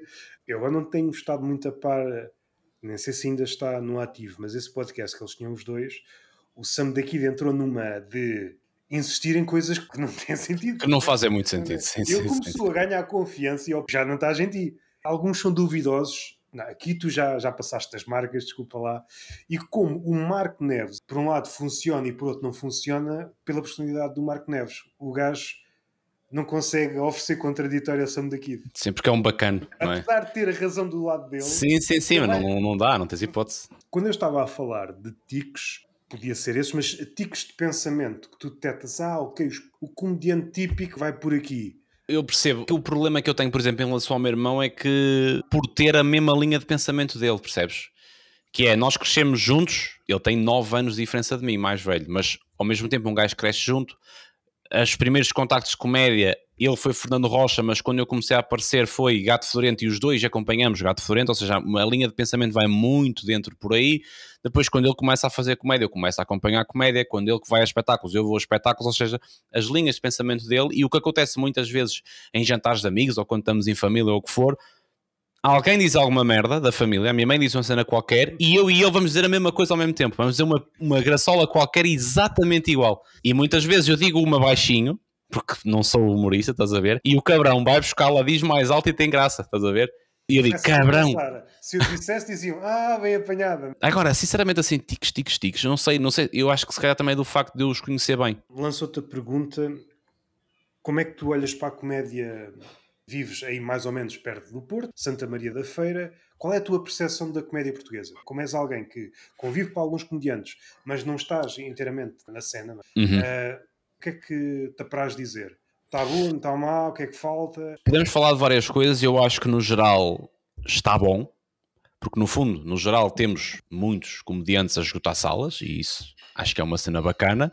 Agora, eu acho que há aqui algumas divisões e se calhar as coisas não estão a ser feitas da melhor forma. Acho que um país tão pequeno como Portugal não deveria de haver divisões entre Porto e Lisboa, e há, e muito, e isso nota-se 100%, porque muitas vezes tu convidas pessoas de Lisboa e as próprias pessoas de Lisboa têm dificuldades em aceitarem, não é pela distância, é porque não se querem juntar. Estás a perceber? E acho que isso é uma cena completamente fora do normal, e acho que nunca devia de acontecer uma cena dessas, porque estamos aqui todos para o mesmo, sendo estilos diferentes, sendo comédias diferentes, o objetivo é sempre o mesmo, é fazer rir as pessoas, e para tu fazer isto de vida tens que existir salas, para existir salas é porque tens de ser bom, portanto tens o teu mérito. Seja de que maneira for, desde que não copies textos, desde que não faças essas coisas, num contexto normal, seja de que maneira for, tens de ter o teu valor. Eu, por exemplo, não sou propriamente o maior apreciador do Pedro Teixeira da Mota, não gosto muito da comédia dele, não o conheço, mas, caraças, ele apresenta um caramelo macchiato e esgota tudo. Quem sou eu para dizer que ele é um mau humorista? Eu não acho grande piada. Agora, ele tem o mérito dele. Agora, se eu sou um humorista no Porto e eu não gosto muito da comédia dele, mas percebo o contexto, percebo o mérito dele, não é por isso que eu tenho que me dar mal com ele, ou ele tem que se dar mal comigo, ou tem que haver aqui uma divisão, porque no Porto, e isso acaba por ser já meio mito, mas continua-se a insistir muito. Eu acho que tens razão, mas eu acho que tem aqui outra bifurcação. Parece-me que em parte é real, mas também em parte está a desaparecer, porque há ligações parte a parte. Mais ou menos. No entanto, aquilo que realmente se mantém, na primeira conversa que eu tive com o Joel Ricardo Santos, o teu irmão, falámos muito no estar associado a. Era isso que eu te ia falar agora. E quer-me parecer que é isto que prevalece. Não é tanto se és de Lisboa ou do Porto, ou seja, do que for, é eu, enquanto comediante, ganho ou perco em termos de reputação se estiver associada a esta pessoa. Parece-me sim. E começa cada vez mais de baixo. O lado engraçado que eu tenho vindo a notar, não dizendo nomes, quer em cima, quer em baixo, há uns fenómenos comediantes a começar, já começam a jogar esse jogo das reputações. Mas muito cedo, muito cedo, atenção. Às vezes quase open mic. Cedo. Às vezes quase open mic, já estão a gerir a carreira, já não posso ser visto com aquilo, não posso estar a ir àquele podcast porque... Mas era exatamente esse problema que eu estava-te a dizer. Eu, quando dividi Porto-Lisboa, dividi num contexto em que uma coisa é um facto. Eu acho que em Lisboa se trabalha muito melhor a imagem do que no Porto. Atenção. Eu aqui dou um mérito total a isso. Tens produtoras que trabalham muito melhor, tens agências que trabalham muito melhor, há sempre um cuidado, obviamente que a comédia é importante, mas tu estás no mundo digital, tu precisas de vender os teus espetáculos, tu precisas de vender um espetáculo de open mics, tu precisas de vender um espetáculo de testes, tu precisas de conseguir vender isso, e tu só consegues vender isso se apresentares uma boa imagem. Se vais a primeira vez a um sítio, tu depois vais mais vezes se gostares, mas da primeira vez só vais a um sítio se te aparecer e tu seres quase lisonjeado a ir, tu dizes, ui, calma que isto é engraçado, deixa-me espreitar, ou seja, a imagem vem muito bem aí, e aí Lisboa dá 10-0, 20-0 ao Porto. Eu quando digo Lisboa-Porto porque são mesmo mercados diferentes, são mesmo dois mercados que funcionam de maneira diferente. Agora, eu acho que a comédia trabalha-se melhor aqui, no Porto, que é, há muito mais bares a funcionar bem, onde as pessoas vão rodando, onde dá para fazer headliners, dá para fazer open mics, dá para fazer testes, dá para fazer muita coisa, com casas a trabalhar muito bem, e em Lisboa já não funciona tanto assim. E isto vai bater um bocadinho na ideia que estavas a falar há um bocadinho, que é das associações.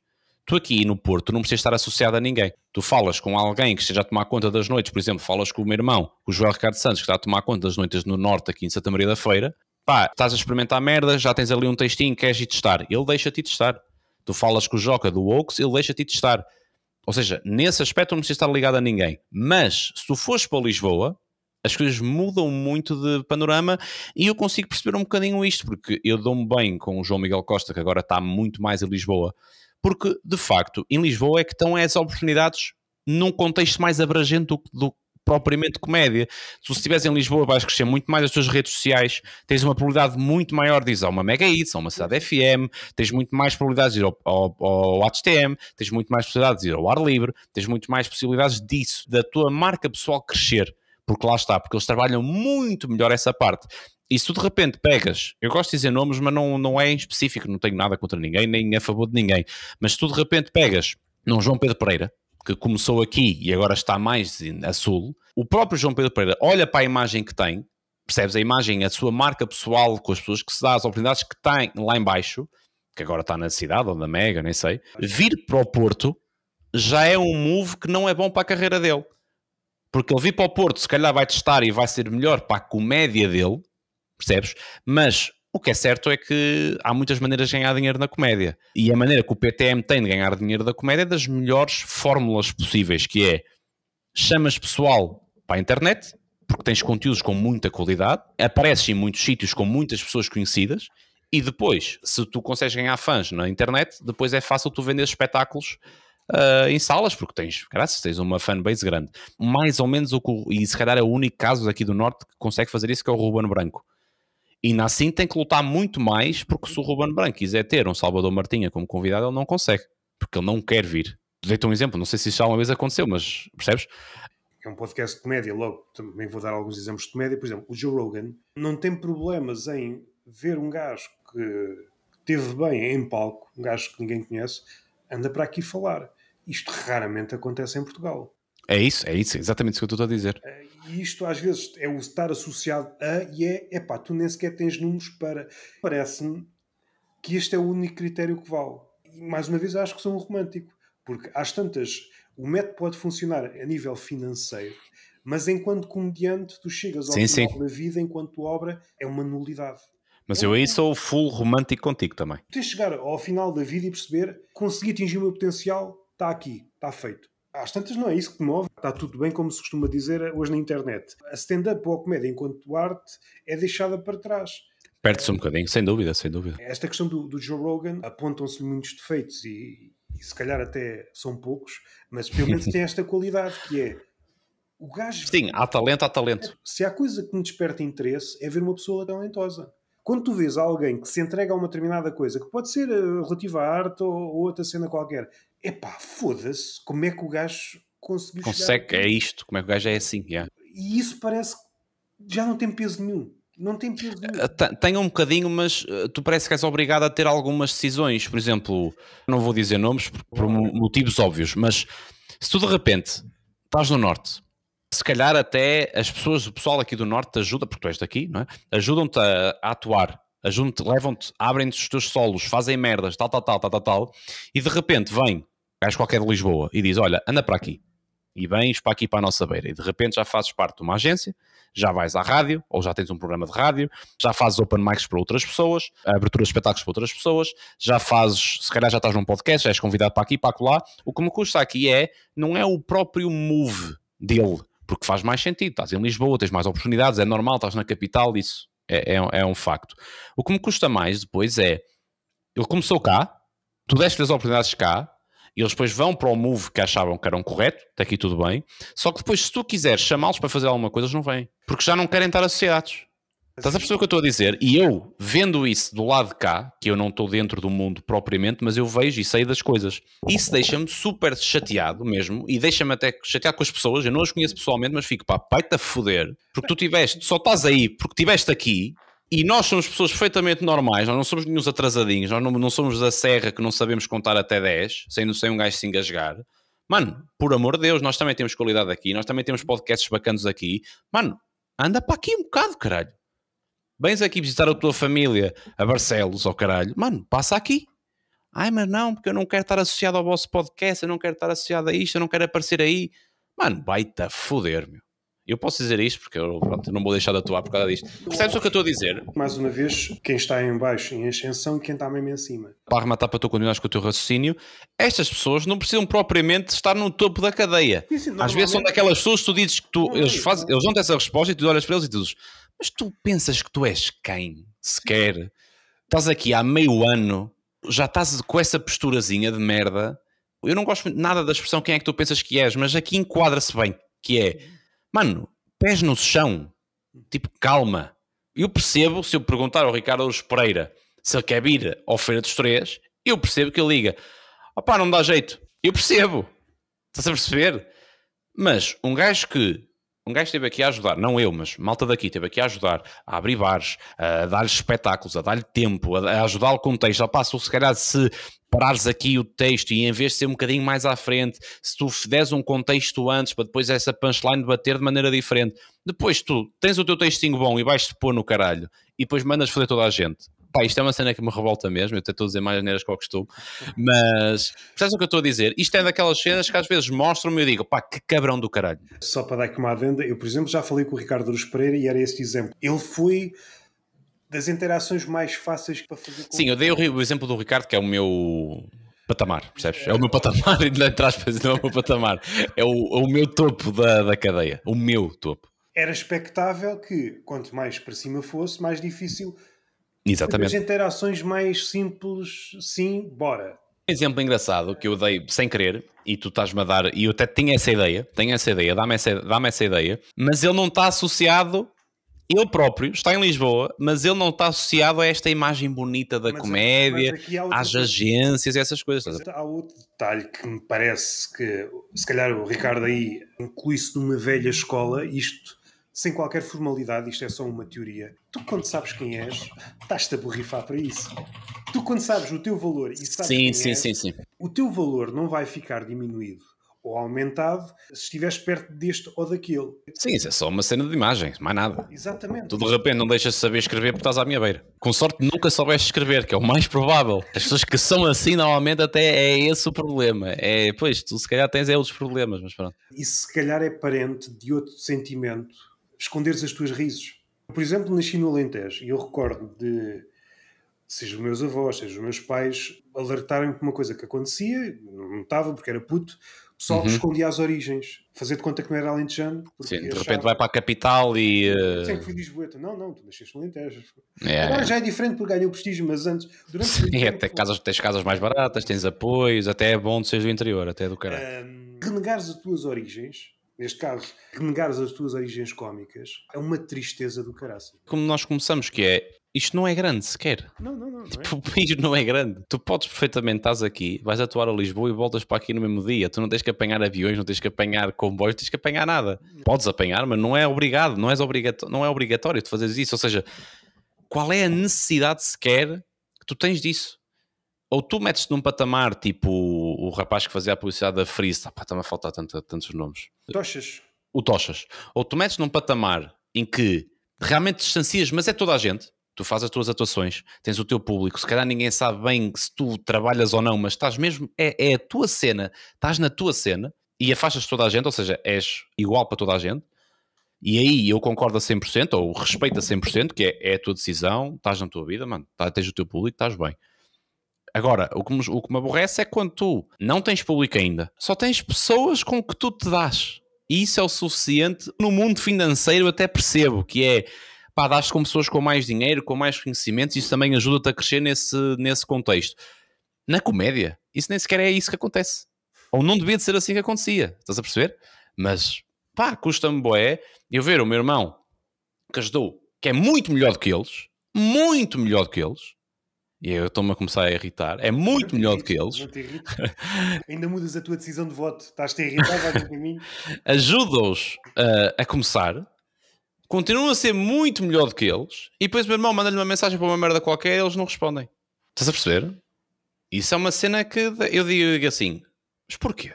Estás a perceber? Não há motivo nenhum. E às vezes gostava de ser uma mosquinha para perceber o que é que se fala nesses sítios. Porque eu acredito mesmo que seja uma conversa do pá, então o X mandou-me mensagem, meu. E agora o que é que eu vou para lá fazer? Eu agora estou aqui no meio de vocês e outra pessoa, isto sou eu, isto é tudo hipotético da minha cabeça. E outra pessoa, não vais para lá. Estás aqui, estás com a imagem daqui, agora vais ali àquela cena de testes que é mais... Os textos são uma merda, mas que se foda, a imagem é bonita, passas uma vibe, tiram-te umas fotos a escrever umas merdices no bloco de notas e estás bem. Percebes o que eu estou a dizer? Vive-se... E atenção que eu comecei a conversa a dizer que em Lisboa trabalha-se muito melhor a imagem e é muito importante. Atenção, muito importante agora. Realmente estás a reforçar só que... Sim. É fixe, é bonito e é fixe tu estares lá. Agora, o facto de tu estares lá não te pode impedir de tu estares aqui. Nada. O Fabiano de Cambota veio... O Fabiano de Cambota é um humorista gigante no Brasil e não tem problemas nenhuns de vir ao Feira dos Três. É convidado, é comédia, é um colega de trabalho, pá, vem ajudar, vem falar um bocadinho também, vem se divertir um bocadinho, está-se bem. Quem é André Paulo da Vida, que é um nome inventado, um André Paulo da Vida começou a fazer comédia há meio ano, para dizer, não, neste momento não me convém associar a podcasts, ou estou numa de não ir a podcasts, porque estou numa fase de carreira, estou a tentar seguir aqui um caminho. Percebes o que eu estou a dizer? Pá, eu olho e digo, podes não querer vir, estás na tua cena de não queres vir, claro, não é ninguém obrigado a vir. Mas ao menos diz pá, não seja assim, não sei. E depois tem a cena que é, dentro daquilo que eu acabei de dizer, que é, eu não estou numa de ir a podcast, e depois na semana a seguir está num. E dizes, pois, não estavas numa de ir a podcast à terça. Só, se calhar, e no norte. Agora, se calhar, há uma quinta num estúdio, se calhar já vais em Lisboa, não é? Percebes? Tipo, tu não tens necessidade de fazer isso, meu. Sim. Eu também prefiro logo que a pessoa diga, não quero ir. Pronto, está feito. Não queres, não queres. Mas o não responder também me causa assim...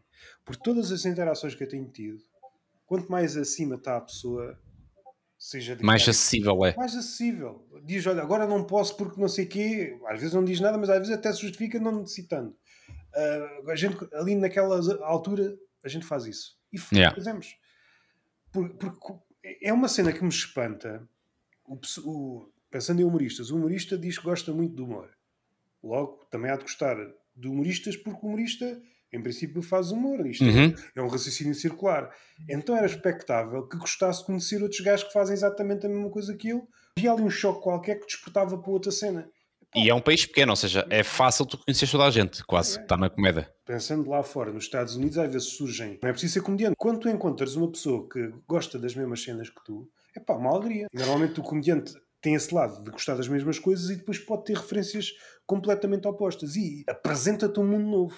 Eu quando encontro alguém na rua, como quem diz, que gosta de NBA, mano, para mim os meus olhos começam a brilhar porque eu não consigo falar disto com ninguém. E de repente aparece-me ali um gajo que diz, olha, gostei muito, ontem estive até às 3 da manhã a ver os Lakers. E eu, foda-se, espera aí. Das duas uma, ou vais-me adorar ou vais odiar-me, porque eu vou ser muito chato a partir deste momento. Olha, e o que é que tu achas da defesa do Philadelphia? Olha, não sei o que. E depois eu consigo perceber se ele gosta efetivamente muito ou se só gosta de ver, estás a ver? Mas quando tu... Ele nunca dirá, não queres estar associado a ti, não é? Porque... Mas isso também é um mundo um bocadinho diferente, não é? Porque não gera dinheiro. O problema disso vai dar sempre ao mesmo, que é a carreira, a gestão de carreira e por aí fora. No início estávamos a falar da gestão de carreira do futebol e pode-se equiparar um bocadinho a isto, sabes? Pá, mesmo a gestão de carreira, eu não sei se a médio e longo prazo isso não vai danificar a gestão de carreira. Eu acho que é horrível. Tu vais para estás a passar o círculo onde te moves e nos círculos à volta, não necessita ser só comediantes, há círculos, sei lá, de atores ou de pessoas com as quais volta e meia te cruzas. É uma pessoa difícil de lidar, não é? Vais-te fechando no teu grupo, não é? No teu núcleo, e o que acontece muitas vezes é que esses comediantes, mesmo muito bons, ficam fechados numa bolha. Não é? Sim. Só fazem aquele estilo porque falam da mesma forma, são uma espécie de concentração de papagaios em que está tudo a imitar as vozes uns dos outros, criar uma língua nova. Não, estão-se a imitar uns aos outros. E depois tens outra coisa que é, infelizmente ou felizmente, ainda não sei bem, não há espaço para todos. E eu quando quero dizer que não há espaço para todos, há espaço para todos. Mas, obviamente, tu és um humorista, estás a começar agora. O que é que tu queres? Queres encher o Coliseu, tu queres encher o Campo Pequeno, tu queres encher uma arena, tu queres isso. Se quiseres mesmo seguir isto de carreira. E não há espaço para todos aí. Não dá. E o que acontece muitas vezes é, nesse contexto estamos a falar desse tipo de pessoal, tu cresces aqui no Norte, trabalhas aqui no Norte, achas, com propriedade ou não, que já tens qualidade para ir para Lisboa, para os bons, para o meio dos bons, não é? Tu vais para o meio dos bons, estás ali, cresces um bocadinho, vais às rádios, fazes aqui, tal, só que depois não és assim tão bom, não consegues chegar àquele patamar e depois não estás no patamar desse pessoal, esse pessoal começa-te a deixar um bocadinho de fora, que é normal, infelizmente é assim que funciona, e depois quando tu vens para cima já ninguém te curte. Ou seja, tu chegas ali a uma fase e tu dizes, pronto, está feitinha. Porque se já não consigo atuar no Porto, porque ninguém me curte, ninguém me quer lá. Em Lisboa também já não tenho qualidade para chegar ao patamar dos outros, também não estou aqui a fazer nada. Olha, tenho vou para Coimbra, que fica meio. Ou para a Figueira, caralho. Mas está a perceber o que eu estou a dizer? Ou seja, esta gestão de carreira é bom no momento, mas é muito complicado. É muito complicado. E o meu irmão consegue ter uma carreira de sucesso sem ter feito isso. Obviamente que se calhar o PTM nunca o vai convidar para o HTM. Estás a perceber? Porque ele já esteve num programa de televisão e num programa com o Pedro Teixeira, e quem está na televisão, por amor de Deus, isso já é de velho, nós aqui os jovens é que temos de ter estas imagens assim, com um bocadinho de retro, tem que ser assim uma imagem moderna, e ele já não é nada moderno. Pá, o moderno é tu, de repente, estás a atuar juntamente com eles numa sala de espetáculos qualquer e és muito melhor do que eles. Que, modéstia à parte, e suspeito, modéstia à parte para ele, e suspeito por ser o irmão dele, o meu irmão dá 10-0 a 90% dos comediantes que estão acima dele nessa hierarquia, estás a perceber? E isso, obviamente, que eu fico um bocado chateado porque vejo isso de muito perto. Porque eu vejo os espetáculos deles, vejo o espetáculo dele e nem é muitas vezes o estilo. Muitas vezes o estilo é o mesmo. O estilo de comediante pode não ser o mesmo, mas o texto é igual. Bate ali nas mesmas idiosincrasias do dia a dia, essas merdas. E eu olho para um humorista que se acha incrível e que tem uns números absurdos, eu olho para ele e digo, mano, o teu texto é horrível. O teu texto é horrível, isto não tem nada. Nada. As pessoas riram-se em 15 minutos, que agora também o pessoal gosta muito de atuar só 10, 15 minutos, não é? Que eu também acho que isso não é bom. E tu fizeste rir as pessoas 2 vezes e houve uma que tu disseste uma piada tão longe que as pessoas fizeram um... Isso não é fixe. É fixe, mas isso não é seja o melhor. Estás a perceber? E muitas vezes, e isso é algo engraçado que não tem graça nenhuma, muitas vezes essas pessoas não querem atuar para fugir do meu irmão, porque senão acham que eu estou só a defendê-lo a ele. As pessoas não querem atuar com pessoas daqui porque sabem que são piores. Estás a perceber o que eu estou a dizer? Vamos imaginar alguém que consegue encher uma sala com 1000 pessoas em Lisboa e tem alguém do Norte que quer fazer open mic no espetáculo dele. Ele se calhar ouve ali uma ou 2 merdas e não o chama porque tem medo que ele seja melhor que ele. Isso acontece muitas vezes. Isso é mau, porque se ele é melhor, e ele é que devia estar com o devido trabalho e com o devido caminho, que eu também... Não é porque tu seres muito bom que tu de repente tens que ultrapassar as etapas todas e esgotares tudo, acho que, a não ser que seja uma cena completamente fora de normal, mas se ele é melhor do que aquele, e aquele é que devia estar a esgotar, estás a perceber? Não devia ser, obviamente que a imagem mexe muitas coisas e não sei o quê, mas tem que haver aqui um meio termo que funcione para todo lado. Partes do princípio, seja a comédia, seja o mundo, é justo. Sim, por isso é que eu digo que sou super romântico nisto, estás a ver? Ou seja, e à medida que nós vamos crescendo, ou seja, se tu estiveres no grupo dos vencedores, vais dizer que é justo, ou no grupo dos muito ricos, isto é bué de justo. Depois no outro grupo, englobando, depois há aqueles com muito talento e que não conseguem, depois há aqueles sem talento que não vão conseguir, e depois eventualmente nos que conseguiram, há aqueles sem talento porque conseguiram, porque há outras coisas a contribuir para que eles cheguem lá. Há uns anos na comédia havia esta ideia de que o talento era tudo. Depois punha-se aqui uma ressalva, sim, mas não se aguenta muito tempo. Epá, já te consigo dar alguns exemplos em algumas áreas em que o pessoal que realmente não tem talento consegue aguentar-se. Como não há uma espécie de memória coletiva, aquilo que acontece em alguns comediantes que se acham muito bons. Dizem determinada piada ou determinado beat e acham que é original. Novo ou fresco. É porque ele não tem memória, porque isso já foi feito 500 vezes ao longo da história. Tal como ele não tem memória, o público também não tem memória. Tanto o comediante como o público estão a viver uma ficção. Como nós temos uma cabeça cada vez mais de peixinho dourado, rapidamente descambamos em ficções, quer da parte do público, quer da parte do comediante. As comparações... Tu vês uma crítica, que é a coisa cada vez mais rara. Um comediante qualquer estreia um solo. Tu vais ver, seja ou em podcast, não há nada a falar sobre realmente o solo propriamente dito. Fala-se dos números, fala-se se esgotou ou não esgotou, se tem um opener, não sei o quê, mas agora vamos falar do solo, vamos dissecar, comparar esta piada com aquilo que já foi feito. Isto é bom em relação ao quê? É mau em relação ao quê? Isso nunca se faz. Já se fez na stand-up e continua-se a fazer noutras áreas. Se realmente a stand-up e a comédia é arte, então merece ser submetida a escrutínio. Sim, ou seja, tu achas que, por exemplo, o Auro Super Jovem, um exemplo completamente à balda, devia de se ter uma classificação? Eu quando digo isso imagina, as pessoas que iam ver, depois tinham que dar um review.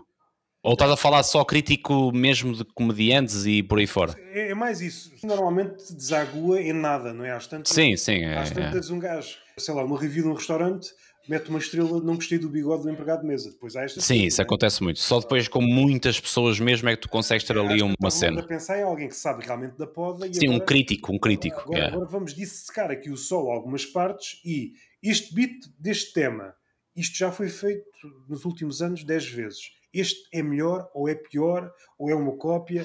Isso é muito fácil de perceber porque não existe, porque isso não interessa a ninguém. Não interessa a ninguém. Não interessa a ninguém. De repente tu tens aí um texto que está a correr bué da bem e tens um crítico que diz, está bem, isto está a correr bem, mas repara, este texto, vocês chegaram a saber, mas em 99 já foi feito uma parte semelhante deste género e tu dizes assim, foda-se. Acontece nas artes sérias. Sim. Seja na literatura, seja na poesia, seja na escultura, ou seja, isto insere-se ou não se insere na tradição, suplantou neste ou neste aspecto. Afinal, isto é um embuste ou não é?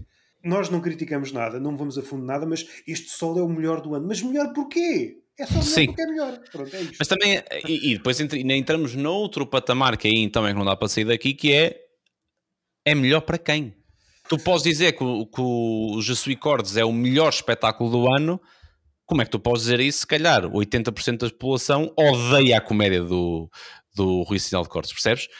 Ou seja, se não formos para aí, mas e nem entramos numa luta completamente mas eu sem acho controle. que isto é facilmente desmistificado. Pegas em certos critérios, clarificas, e há vários critérios que são absolutos na arte. Uhum. É, o artista é fecundo ou não é? Na medida em que este artista ou esta obra gerou filhos ou não, pelo número de inspiração, está vivo ou não está vivo. Torna claro como a água, o sol é muito grande, envolvidos 10 anos. Isto não influenciou ninguém. Ninguém! Eu, quando nasci, eu fui um nado morto. Hoje, normalmente, só falamos em termos hiperbólicos. O livro é o melhor livro do ano. É o melhor livro do ano, ou pior, isso funciona para os dois lados até. Sim, mas nunca se vai a fundo. E isto seria engraçado perceber. O tema, ok, já foi feito 30 vezes, mas nesta parte o gajo deu um salto que ninguém tinha dado. O gajo acrescentou. Sim, porque isso até pode ir para os dois lados. Só estavas a dar o exemplo de que isto já foi, sim, ele diz que é novo, mas já foi usado X, mas também tem os dois lados, que é um crítico também pode dar muito mais valor a um comediante, se calhar mais ninguém dava. Isso dá para os dois lados, não é? Na comédia, principalmente porque não há contrapoder crítica, ninguém realmente ir ao fundo, porque o comediante é um gajo de eco frágil. Se houvesse, meu Deus... Sim, era um absurdo. Certamente deves notar. Uma cena que eu tenho notado agora nos últimos anos, meses, tu já não precisas de criticar, basta baixares o tom de elogio. Se a regra geral é este gajo é genial e tu dizes é muito bom, tu foste dizer. Ou dizes, não, o gajo ajeitou-se, pá. Tu o quê? Só? Sim. Apanhasse uma crítica à série, como há e como houve noutras áreas, o pessoal ficava em coma 6 meses. Ficava em coma 6 meses. E eu acho absurdo o uso excessivo da palavra rei e gênio. Mas é mesmo por isso, é para desmantelar essas pretensões. Eu não sou ninguém, né, na comédia. E de repente vou ao Twitter, escrevo uma piadola e alguém diz que rei. Mano, não é assim. Eu só escrevi uma merda. Não tenho 5 minutos, nunca esgotei lado nenhum, nunca andei a vender bilhetes, eu nunca fiz nada. Eu sou o rei à beira de quem? Eu posso ser o rei à beira da minha namorada porque ela nunca fez nenhum tweet sequer. Estás a perceber? Mas a banalização desse tipo de expressões e desse tipo de elogios também não, eu acho que nem sequer é bom para ninguém. Porque também não é bom para quem recebe os elogios, porque depois entra naquela tecla que estavas a bater, que é, se eu estou habituado a ouvir que eu sou um rei, de repente eu chego a um bar, até corre bem, e alguém vira-se para mim e diz, não pá, estiveste bem, eu digo assim, bem? Não pode ser, se eu sou o rei, eu sou melhor que estes gajos todos, cara, tive bem. Quem és tu para dizeres que eu tive bem, se eu tenho 30 comentários a dizer que eu sou um rei, que eu sou um gênio? Há um panorama também romântico da comédia que eu acho que é interessante, mas ao mesmo tempo é prejudicial, que é, parece que agora é mais importante o ângulo do que propriamente a piada. Se eu de repente faço uma piada com um caixote de lixo, toda a gente já fez a piada com um caixote de lixo, eu faço um trocadilho qualquer, ou o trocadilho que eu fiz há 2 episódios, que é o que eu me lembro mais rápido, que é, lembro-me tanto que eu já nem me lembro, qual é o produto que tens mais lucro a vender numa padaria? São os profiteroles. Isso é um trocadilho bué básico com uma língua estrangeira que para a língua portuguesa, tal. Se as pessoas se partem a rir com isso, o ângulo não é nada especial. É um trocadilho que eu devo ter passado pela palavra profiteroles em algum lado, lembrei-me, escrevi e está feito. O ângulo não é incrível, mas a piada bateu que fode. A seguir vai outro rapaz e diz uma piada sobre um trocadilho ou uma piada mesmo elaborada sobre a luz solar, uma merda qualquer, e depois puxa-te o tapete e diz-te uma merda qualquer da lua, e as pessoas ficam, engraçado. Não, foda-se, que ideia, fui buscar mesmo longe. Qual é que é a melhor piada aqui? Há outra forma de ler isso. O público tem que te acompanhar, por exemplo. O público tem que ter a escola. Hoje só podemos fazer metacomédia porque há referências bem fixas algumas das séries do Bruno Nogueira só são possíveis como o último a sair. O último a sair só faz sentido porque antes daquele programa houve reality shows. Sim, e o último a sair, há muitas pessoas que só estão a descobrir agora nos últimos anos que aquilo foi a gozar. Sim. Se não houvesse reality show, supondo que ele tinha uma ideia que era juntar pessoas numa casa, pessoas famosas, aquilo não tinha impacto. Sim, ninguém tinha background do que era, de facto. Exatamente. Há um grupo de coisas que tem que acontecer para, de repente, poderes fazer certo tipo de piadas. Alguém pode chegar lá, porque sozinho foi construindo essa obra, tipo Fernando Pessoa, e já palmeou esse caminho e está noutro sítio. Só que o público não sabe esse caminho todo. E então, sim, mas há um desajuste entre o comediante que está a entregar uma coisa que para ele realmente é uma piada, que lhe diz alguma coisa, e depois há um comediante que faz um trocadilho que é uma lei reconhecível. Eu antes dizia que o trocadilho é a única piada que não ofende, mas depois surgiu aquela polémica daquela moça loira com o Good Jeans, e agora retiro o que disse. Sim. É possível haver polémicas com trocadilhos, retiro o que disse. Há uns anos estava mesmo firme. Trocadilho é a única merda que não causa... Não, atenção que estava a fazer trocadilhos com muitas coisas.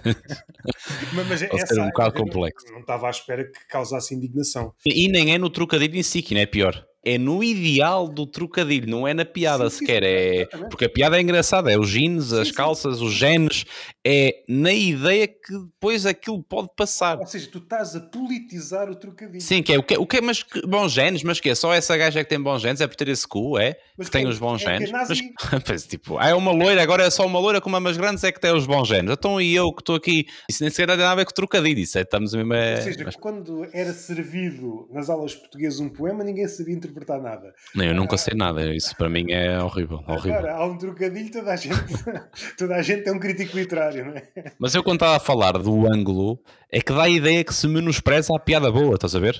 A piada boa é sempre muito relativa, atenção, isso é para tu podes achar uma graça fodida e digo, a minha namorada ela nunca se ri. E se calhar ela, num contexto diferente, digo-lhe uma merda qualquer, ela parte-se a rir e eu fico. Um grupo de comediantes, se tiver aquele género de artista, o que é que ele está à procura? Está sempre à procura do pasto que ainda não foi pisado, não é? O pasto mais verde. Sim. Ou seja, se ele já fez muitos trocadilhos e depois os vários passos, duplos sentidos, as regras dos três, há de chegar a um ponto em que está a ver, epá, até onde é que vai? Ok, as regras vão até aqui, mas ele pode ir tanto para fora de pé que às tantas o público não consegue acompanhar. Porque ele fez a escola toda, foi a todas as escolas do humor e às tantas faz ali um cruzamento. Só que sim, mas eu acho que é importantíssimo tu tentares desbravar um terreno também que ninguém conhece. De repente a comédia é só homens e mulheres, homens e mulheres, homens e mulheres. Também é importante que de repente chega uma lésbica, o texto é mulheres e mulheres. Uma relação amorosa entre mulheres e mulheres. Homossexual, que é uma relação amorosa entre homem e homem. Um miúdo que foi adotado, ou que até pode não ter sido, mas que faz um texto entre, em vez de ser mãe e filho, é filho e padrasto, ou madrasto, estás a perceber? Há muita coisa para falar, mesmo em contextos familiares que parecem óbvios, mas há sempre, pelo menos para já, vai havendo sempre assuntos diferentes e maneiras diferentes de trabalhar, mesmo a nível técnico. A questão que eu estava mais a falar até era do desvalorizar. Só porque é uma... Caralho, agora já não se faz tantos paródias musicais. Mas de repente alguém faz uma paródia musical e de facto é disruptiva em muitos, e é muito engraçado e não estás a copiar ninguém, não copiaste piadas de ninguém, não copiaste trocadilhos de ninguém, nem palavras semelhantes do inglês para o português de ninguém. E de repente é muito fixe. E porquê que tu vais desvalorizar aquilo, estás a perceber? Se eu faço um trocadilho dos profiteroles, se nunca ninguém fez, se eu cheguei lá e as pessoas acham todas muita graça, ou a maioria das pessoas acham muita graça, porquê que só por ter sido um trocadilho tem que ser desvalorizado? Estás a perceber? É por aí, eu também dou muito valor à malta que de repente faz uma piada bué da longe, estás a ver? Que eu rio-me só do setup. E quando eu vejo o setup eu já fico, ia com o caralho, mano, foda-se, o que é que tu vais dizer? Mas estás a perceber? Funcionou para o público, já tem um checkzinho. Funcionou, depois pode ser para o comediante que está a ver. Eu, por exemplo, não gosto assim muito de trocadilhos. Não. Mas não é isso que eu quero chegar ao ponto. Ou se calhar posso-me estar a fazer perceber mal também, que é, imagina que eu digo uma piada, corre bué da bem, e um humorista ouve, achando ou não achando de graça, mas corre bué da bem. E ele desvaloriza, ele diz, está bem, isto está a correr bem porque é um trocadilho, é fácil. Estás a perceber? Percebes o que eu estou a dizer? Esse fenómeno acontece em determinados temas. E aí já te consigo dar um raciocínio melhor. Não depende do tema, depende daquilo que fazes com o tema. Isso acontece, seja na comédia, seja na poesia, seja na literatura. Não é pelo facto de fazeres uma piada, um texto sobre sexo, que é fácil. Pô, não tem nada a ver com o tema. Tem que ver com a forma como trabalhas com o tema. E aliás, o tema às vezes é só um disfarce. Uma piada sobre sexo às vezes não é uma piada sobre sexo, é outra coisa. Depende muito, às tantas. Se essa tabela de prestígio fosse fixa, nós íamos todos os anos ver a tabela. Bom, estes são os temas que realmente... Estes já estão todos falados, vamos para outro. Depois acontece o contrário. Como há temas normalmente associados a mais prestígio, houve durante algum tempo à volta sei lá, de questões transgénero, mas tu podes fazer piadas muito fracas sobre isso, apesar de... Sim. O tema pode ser muito fácil, aparentemente, mas tu podes não conseguir sacar nada dali. Aquilo que tu fazes em relação ao tema, não há nenhum tema esgotado, há sempre formas, mesmo aqueles mais batidos, como se diz, do cocó e do xixi. O gajo pode ter um ângulo qualquer. Por acaso tem algumas coisas escritas nunca fiz. Tem um que é contar a história de um rei que morreu a cagar numa sanita e contar a história como é que aquilo chegou ali, né? Como chegou ali, e a perspectiva de quem chega e vê o rei todo cagado, tentar perceber o que é que aconteceu ali. É sobre cocó, faço questão de pontuar a cena, mas às tantas não é sobre cocó. O cocó é claro que está como figurante, há merda por todo o lado, há um rei caído. O pessoal fica-se demasiado pelo tema, depois dá aso, seja em stand-up, seja em séries, só pelo facto de estar associado a determinados temas, só pelo facto de estar filmado em determinada forma, logo é bom. Não. Isso bate na conversa que estávamos a ter há um bocadinho, que é as ligações ou as falsas perspectivas por uma pessoa é muito errado. Só por aquela pessoa entra da guitarra no palco não quer dizer que aquilo seja mau. Se não achas toda a gente que usa guitarra é um badameco. Não, há bons e maus. Claro, é isso. Seja na música, seja na... Se não há tantas, tu atiravas uma guitarra tipo buquê de noiva, né, para trás, e quem agarrasse, pô, tu és um merdas. És um merdas e tu transformavas-te imediatamente numa pessoa como deve ser, porque tinhas largado a guitarra. Não é assim que as coisas funcionam. Eu acho que não devia de ser assim. O problema é que eu acho que é um bocado assim que as coisas funcionam, por isso é que eu estou a dizer. Ou seja, não é assim como as coisas funcionam, mas depois, como nós vivemos no mundo das percepções, e é por isso que a reputação tem tanto peso. Como nós vivemos no mundo das percepções, nós nunca nos interessamos, ou a maioria das vezes, não nos interessamos para saber realmente como é que a coisa é. Nós chega-nos saber como é que a coisa se parece. E é por isso que o estar associado à reputação, às marcas, tem tanta importância. Porque é que o comediante ou o artista está tão parecido a uma marca? Porque quase ganhas credibilidade. A marca, o que é que trabalha quase 90% ou mais? Trabalha a percepção que os consumidores têm dela. Ela não está interessada a ser boa ou má. Ela está interessada a parecer boa. A única coisa que ela trabalha é aí que ela investe. Na imagem, o facto daquilo que eu estava a falar um bocadinho de Lisboa, trabalhar muito na imagem, obviamente que tu, para chamar as pessoas, era aquilo que estávamos a falar há um bocadinho, tu tens que parecer que aquilo é muito bom. E para as pessoas irem. O problema é que depois, se as pessoas forem e aquilo for exatamente bom, estamos bem. Se aquilo não for bom, vai bater à mesma tecla, que é só que depois há o que é importante afinal, não é? Mas aí entramos no outro lado. O que antes era objetivo tornou-se subjetivo. Tudo isto é subjetivo, mas antes o muito bom parece que era objetivo. Tu podias não arranjar palavras, mas pronto, vi uma merda muito boa. Hoje, há aqui vários jogos. Tem muito que ver com a nossa relação com as coisas. Como é uma relação muito mais fugaz. Um filme, sei lá, de ação. Há muita coisa a acontecer. Quando há muita coisa a acontecer, é fácil sermos ludibriados. Nós somos facilmente enganados. É como os mágicos, não é? Sim, os mágicos usam essa estratégia. É isso mesmo. O comediante clássico stand-up, quando ele está em palco, é por isso que há essa transição. O gajo é muito bom, ele vai fazer várias merdas, mas se for um comediante clássico no palco, ele está um bocado sozinho. A não ser que se apetreche lá por trás e haja jogos. E gajas a dançar e o caralho. Sim, aí consegue ter margem para continuar com o encantamento. Mas se for o stand-up comedian clássico, em que é um gajo só em cima do palco, só conta com ele próprio, não conta com mais nada.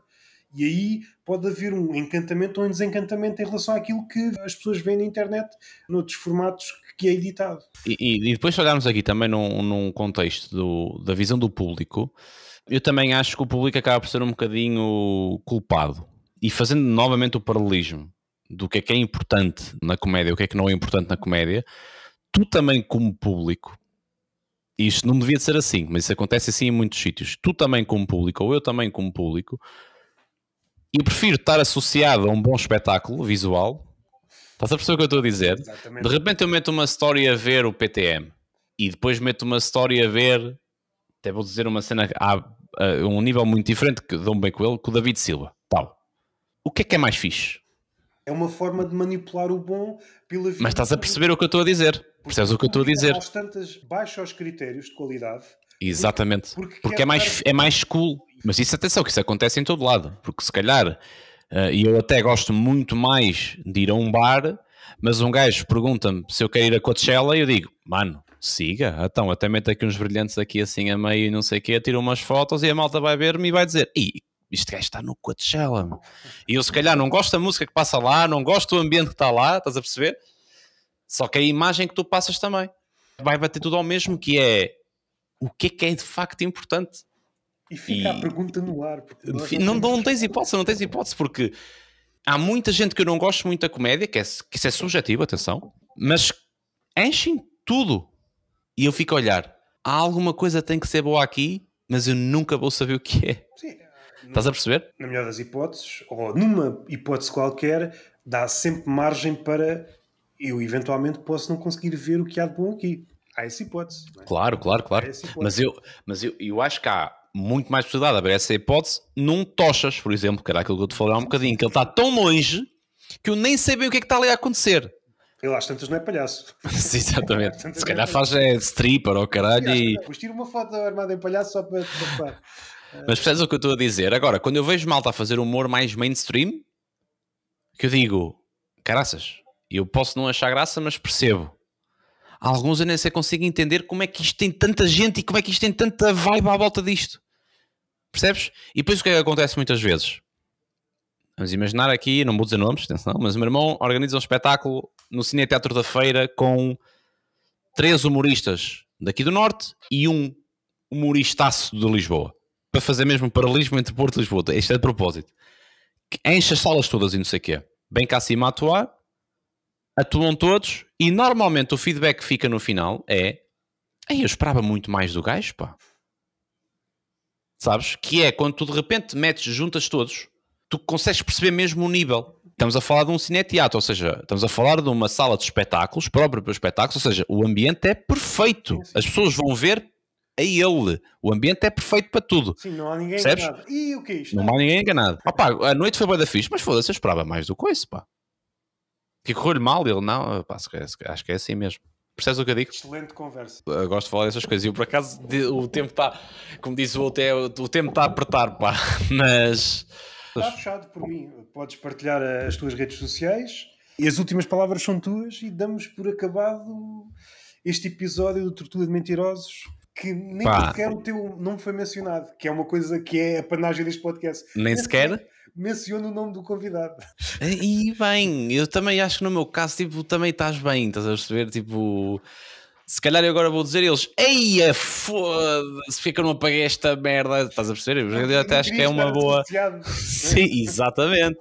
E mesmo das associações, e digo isto e depois acabo, o facto de eu estar associado, eu sou muito pequenininho, atenção, isto não é por aí, mas o facto de eu estar associado a apostas esportivas, por exemplo, é o suficiente para eu perceber que já me corta a bué da portas, por exemplo. E eu sou os portas-estandartes, um deles, vamos dizer assim, também não sou o único, obviamente, do profissionalismo disto. Que é, atenção, isto não é assim como vocês pensam que funcionam. Há aí muita gente a trabalhar mal. Venham para aqui, aprendam, há gestão, há dinheiro, o emocional é complicado, isto é muito difícil, muita atenção, muita atenção, muita atenção. E mesmo assim, há muita gente que não se quer ligar porque esse é o gajo dos casinos. Estás a perceber? E eu digo, não é. Isto não tem nada a ver com isto. Eu não jogo slots sequer, pá. Eu não posso nada dessas merdas. Estás a perceber? Mesmo nestas coisinhas há essa associação e a malta afasta-se um bocadinho. É para dizer as minhas redes sociais agora? Pá, sigam-me, era um Big Mac. Ou no YouTube, na Twitch, no Instagram, no Feira dos Três, que também é no YouTube e no Spotify. No YouTube e no Spotify do Feira dos Três, um gajo fala de comédia, a maior parte... Aliás, não fala de comédia, mas fala de assuntos com comédia, vamos dizer assim. Tal como e basicamente... o João Fakir insurgir-se com as ciclovias. Contra ciclovias, eu não consigo perceber. Não consigo perceber, mas pronto. A minha namorada vem ver comigo agora. Ela quer comprar uma bicicleta de propósito por causa da ciclovia e vem-me aquele caralho dizer que não devia de existir. Pá, completamente surreal. Se gostam de apostas esportivas, sigam o meu canal, metam like e comentem os vídeos, que é o que eu digo sempre no final dos meus vídeos. Pá, eu gosto muito de comédia, gosto muito de falar e estamos aí. Tudo que pudéssemos adicionar e estragar. Ia estragar, não é? Mais ainda.